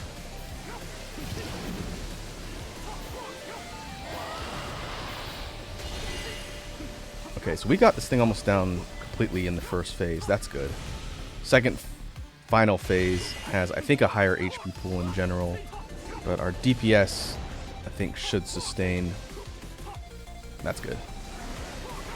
When I did this fight for my first T6 clear, this fight took like half an hour. I would like to not be stuck doing this fight for half an hour. Skill orb. Oh, perfect. It's too bad we can't take this clear data with us, but at 18 we get a boost to attributes. That's lucky. We're not close to the max on Bolt, but we're at least at 15, I think. 15 or maybe 16. So that's another... That should be another spike in damage. We'll see if it makes a huge difference.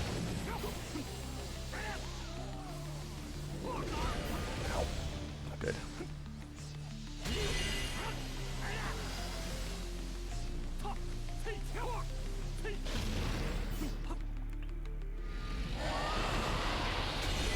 I would like to go into the final form with as much health as possible.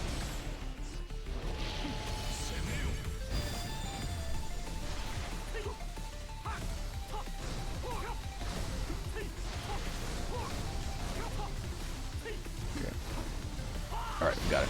First form done. Now the hard one.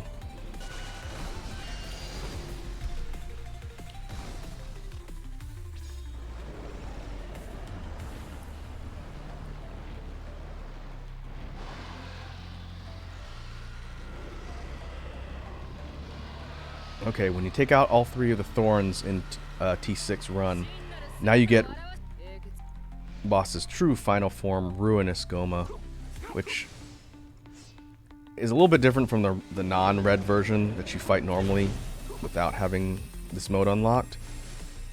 But it's primarily projectile hazards from what I've seen. The boss doesn't really get faster. I don't know if per hit it does more damage, but its attacks affect like the entire field. Kind of like that. So I need to be super careful not to get caught by the attacks as they hurt.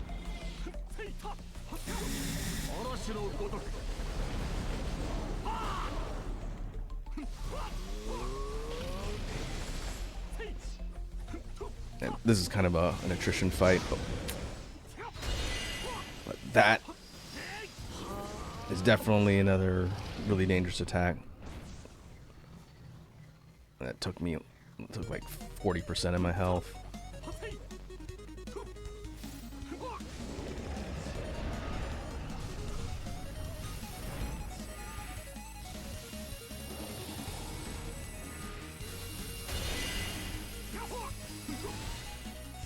Okay, rings aren't too bad. They're slow, but they're still dangerous.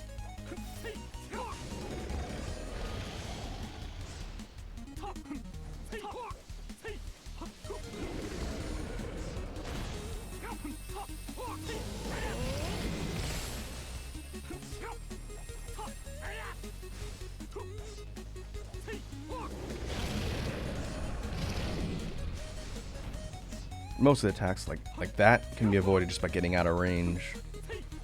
But I need to be careful not to box myself in if I need to dodge.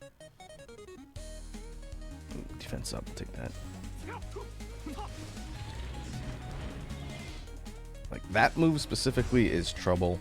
I could throw my Muso in order to kind of cancel it, but I'm better off just getting out of range and saving my Muso for like a real emergency, because that'll get me away from anything the boss does while the super's in effect.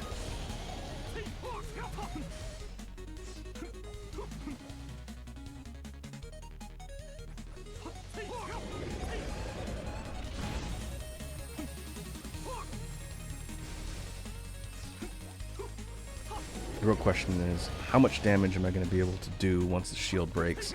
My guess is around 30%, or maybe 20% per assemble bar. See if I'm right.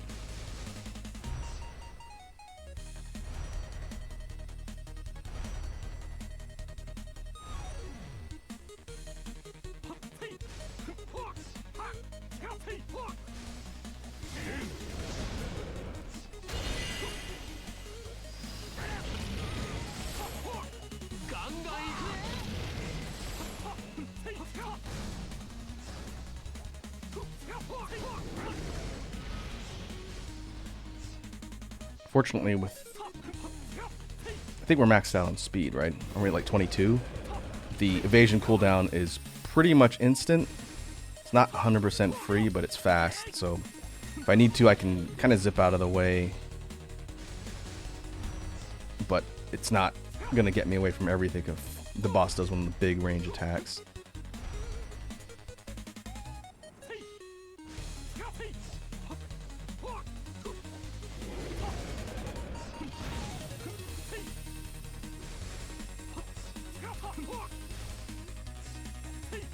Now, Krieg, since again, I know you play this game, I'm assuming you've done like clears through T6. What's your fastest time clearing T6?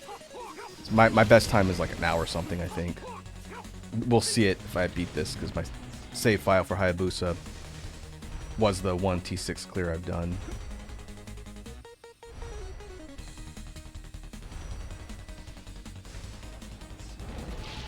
Alright. Let's see how much damage we got.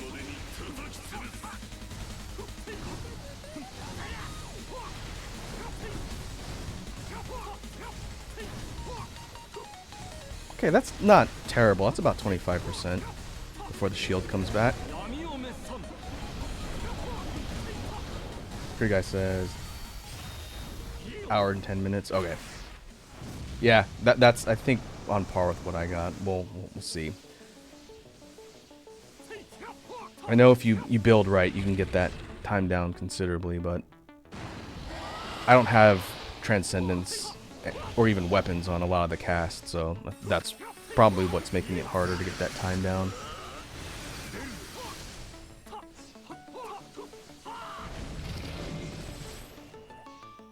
But I'm gonna be a little bit careful because I'm already near death. Uh-oh.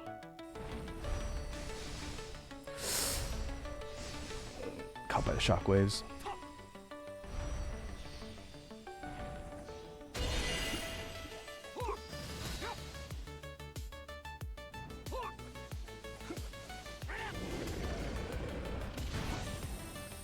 Does Ruinous Goma summon ads? Or is it just one-on-one? Just noticed that there weren't... It didn't summon anything when the shield came back up. Unless they all died really fast.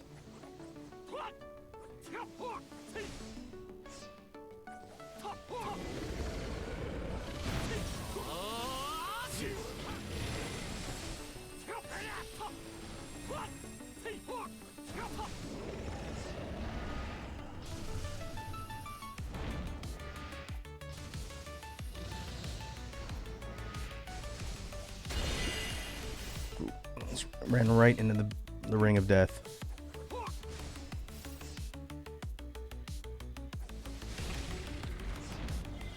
Another key is actually getting the shield breaks to get assemble meter, because that's where my damage is coming from. So when the boss glows yellow after certain attacks, that's my chance to get additional shield damage and get assemble meter.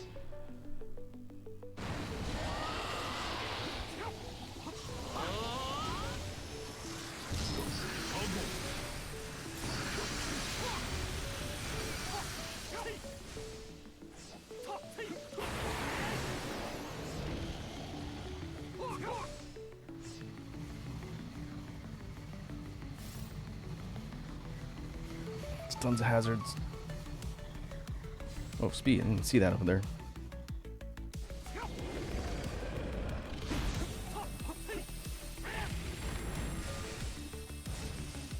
Okay, that's just the electrical field. That doesn't move, but it creates a series of hazards.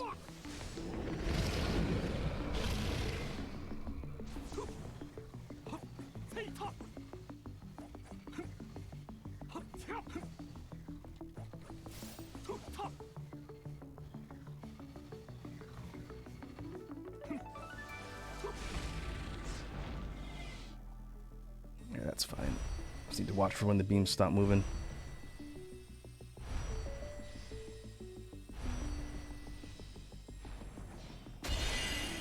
Oh. Just took a shot in the dark. I think one more break gets us full bar, so I'm actually going to bait out something that I can counter.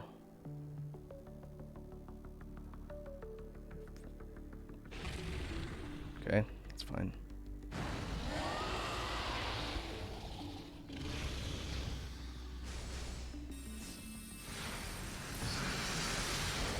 That move doesn't give me a break. Nope.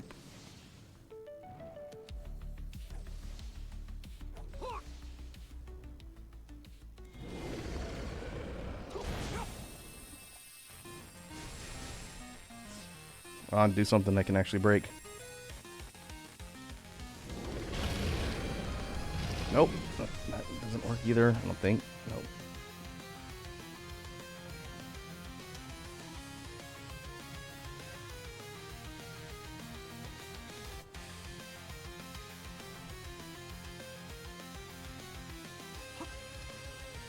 Come on, you goober.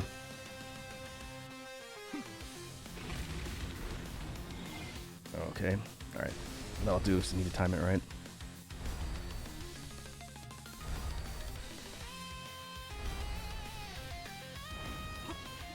Gotcha. Oh, it just broke the shield. It didn't actually give me the meter. Okay, it's gonna throw summons.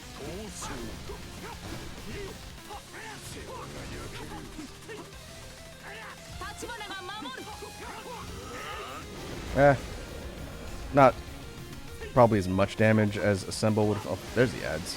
Would have thrown, but that works. More kills. Give me a chance to regen some of my health back.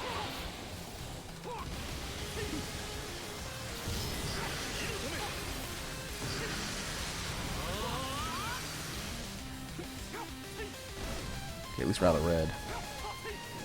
Just gotta be careful.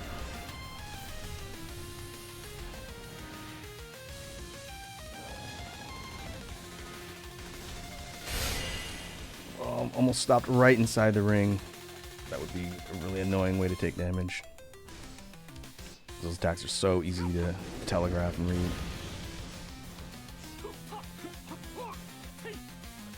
We have full assemble. I don't know if I can necessarily do enough damage on the next shield break to kill, but it's going to be close. Might be just a sliver left. Which maybe I'll throw Muso.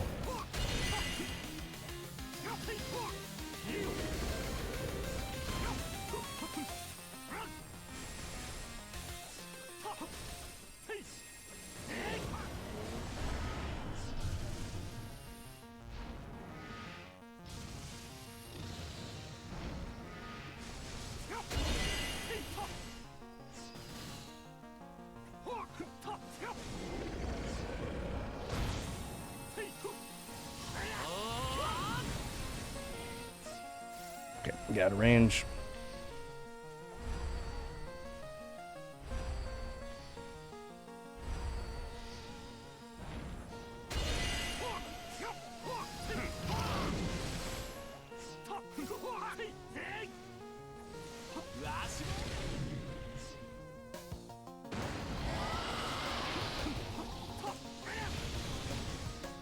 Oh.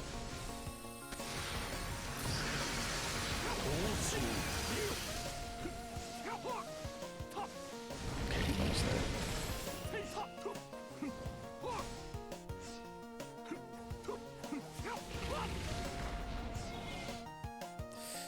And stuck in the corner.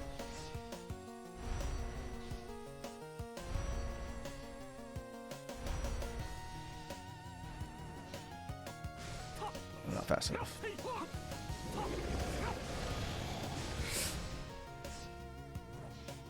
I think the center of the circles, it looks like a safe zone, but I don't want to chance it.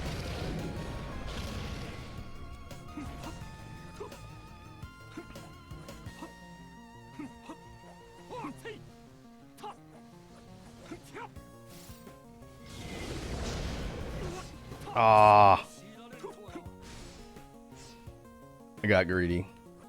Thought I could spin around and hit it before the beams came out. Or the projectiles came out. They did not. Now I'm in one-shot territory.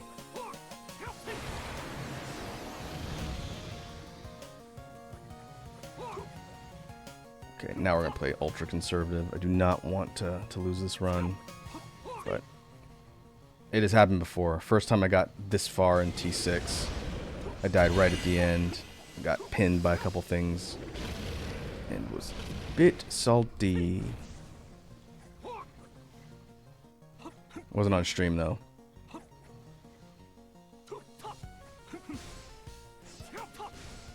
Okay, shield break.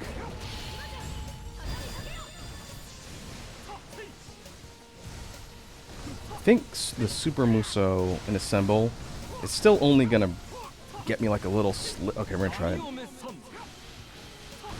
YOLO. I think it's gonna be just a sliver left. And then the shield will be back up. I gotta break the whole thing, yep. Alright. Maybe the ads can get us some regen back.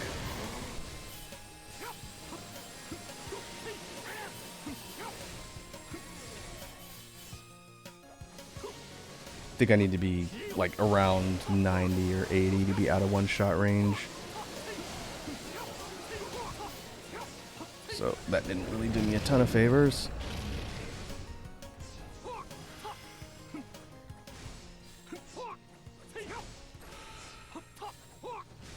Oh, it's a healing peach.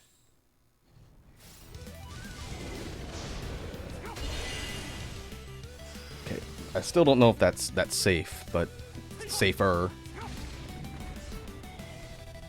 Okay, we're gonna be super careful, as careful as possible.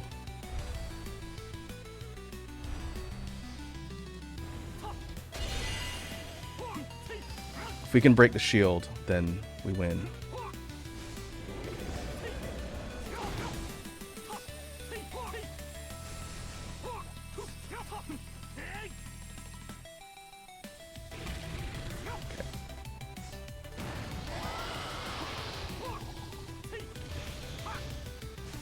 Uh-oh.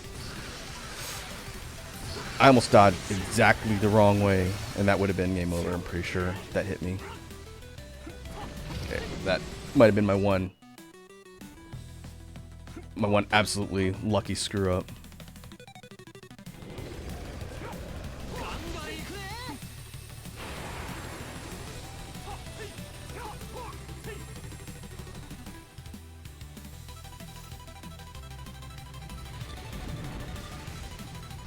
Okay, that's the lightning. Uh-oh. Okay, that was close again. That sweeping series of beams, that comes out really fast.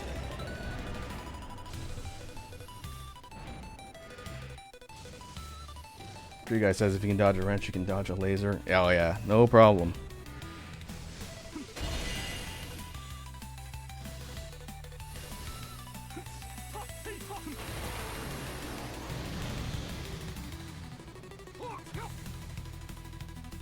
I feel like this fight's kind of an exercise in managing distractions.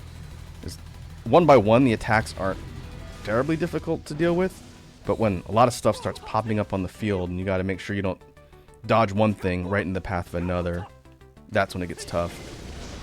Case in point, laser beams of death come out probably the fastest. Okay, no, we're gonna get out of range of that.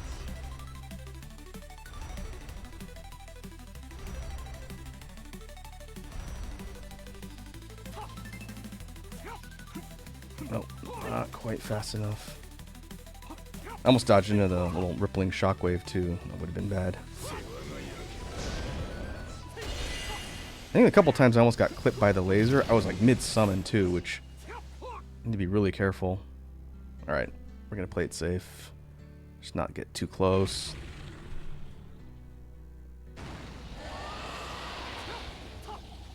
The guy says if you're invincible during assembly, you kill it now. Yep, that's true. But not on T6. I'm not going to chance it by trying to throw assemble now. Knowing me, I would get clipped by a stray bullet or something, and then the run is toast. Because it's 50% piercing damage through barriers on T6, right? Oh, I missed again. Even 50% at 75 health, I'm not going to risk it. In fact, let's get away from that.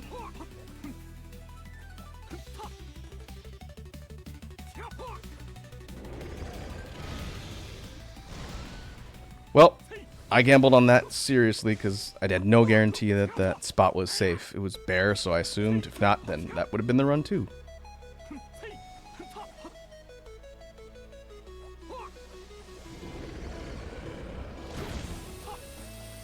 Okay, let's stay away from that.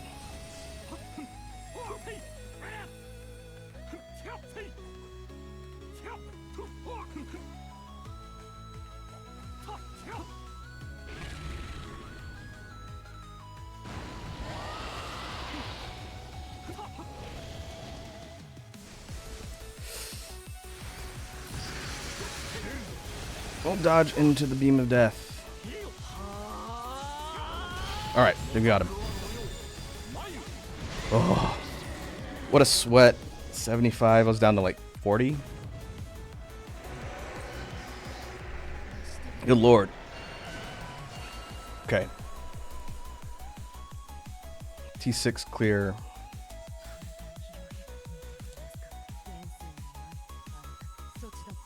Still get endgame dialogue from Enma here.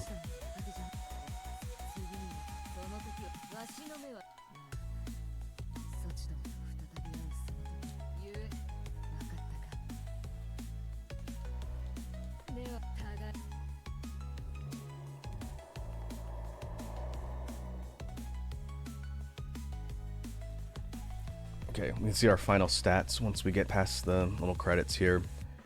Kind of curious what our total time was. My guess is like an hour 20. Because, yeah, we're almost 2.5 hours. Almost an hour and a half. Hour 28.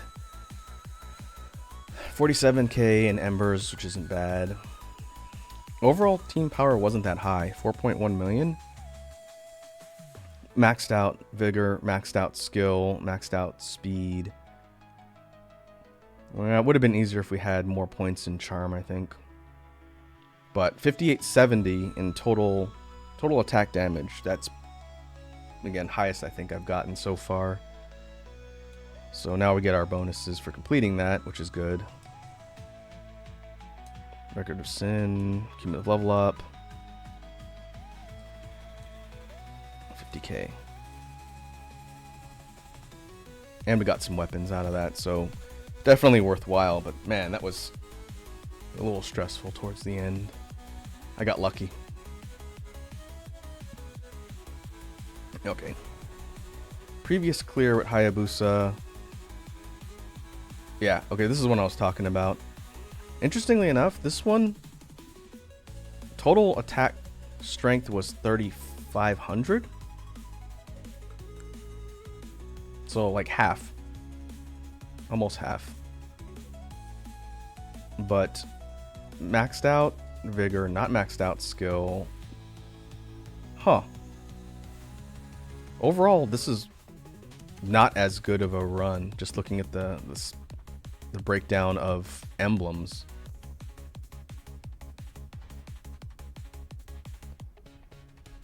You guys says Scroll of War doesn't give a lot of battle power. Oh, the Art of War, the formation unlock one, yeah. But it does give you some useful formations that can boost DPS. I did not go for, I don't remember what I was going for on this one. I guess fire. But yeah, it would have been nice to have the clear file we just did. The stats are better, but it's okay. Eventually, I will get to the point where I can farm T6. This one, I was talking about this at the start of the stream. I don't know if you were here, Kree Guy, but I did an offline run through with Naomasa, and I did summon spam. And this one I got my first T5 clear with him. And so I took it into Void and got to 14. This wasn't completely optimized, but it was better than the T3 one we had before. I think that's what I did last time when you were here. So he still needs to be upgraded. Eventually I'll get a higher T5 clear. T6 clear on a summon spam build would be interesting, but I imagine that would be very stressful too. But I'm curious to see if the damage from just non-stop spamming for the entire Flower of War team would be higher DPS and a higher or lower clear time than running in with a regular character. And I'll probably clear these out at some point. Need to put more investment into Ishida.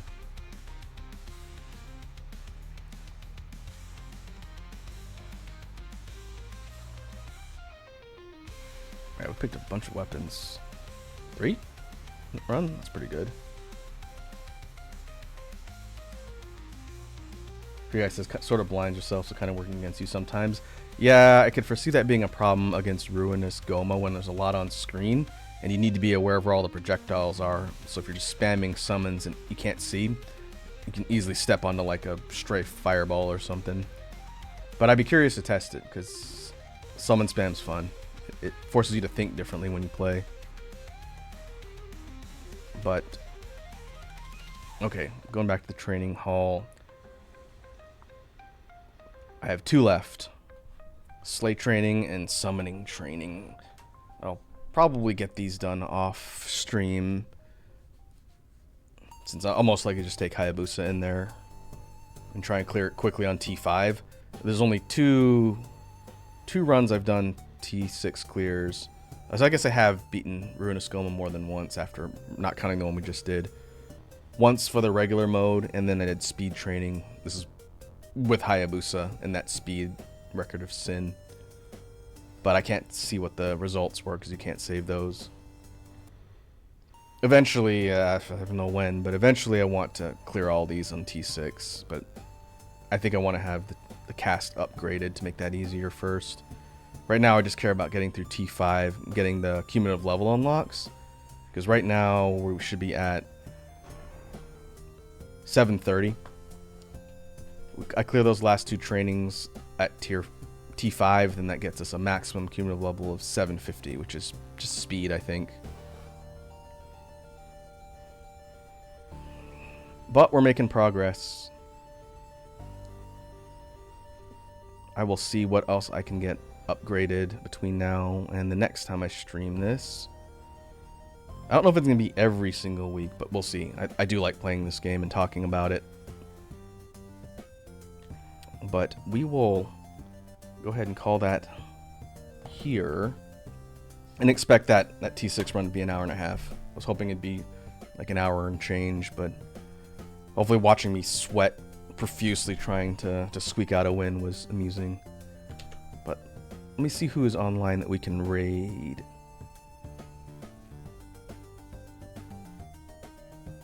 See if anyone's playing this game, since there are not a lot of people. Oh, I do see someone playing Warriors Abyss. Let me pull up this stream and take a look.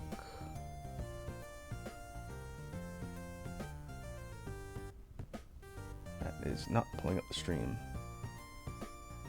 Stream.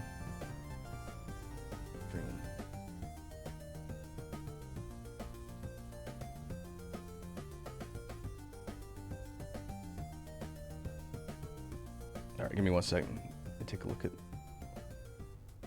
this person.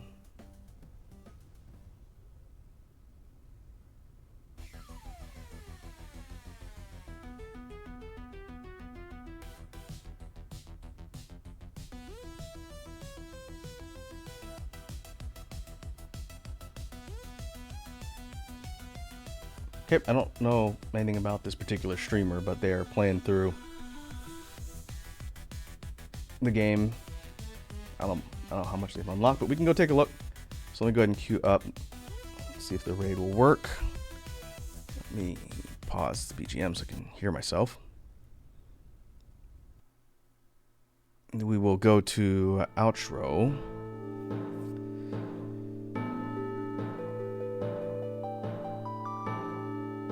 Nope, that person does not have raids enabled. I was worried about that. Okay, plan B. Let me find somebody I know that's online.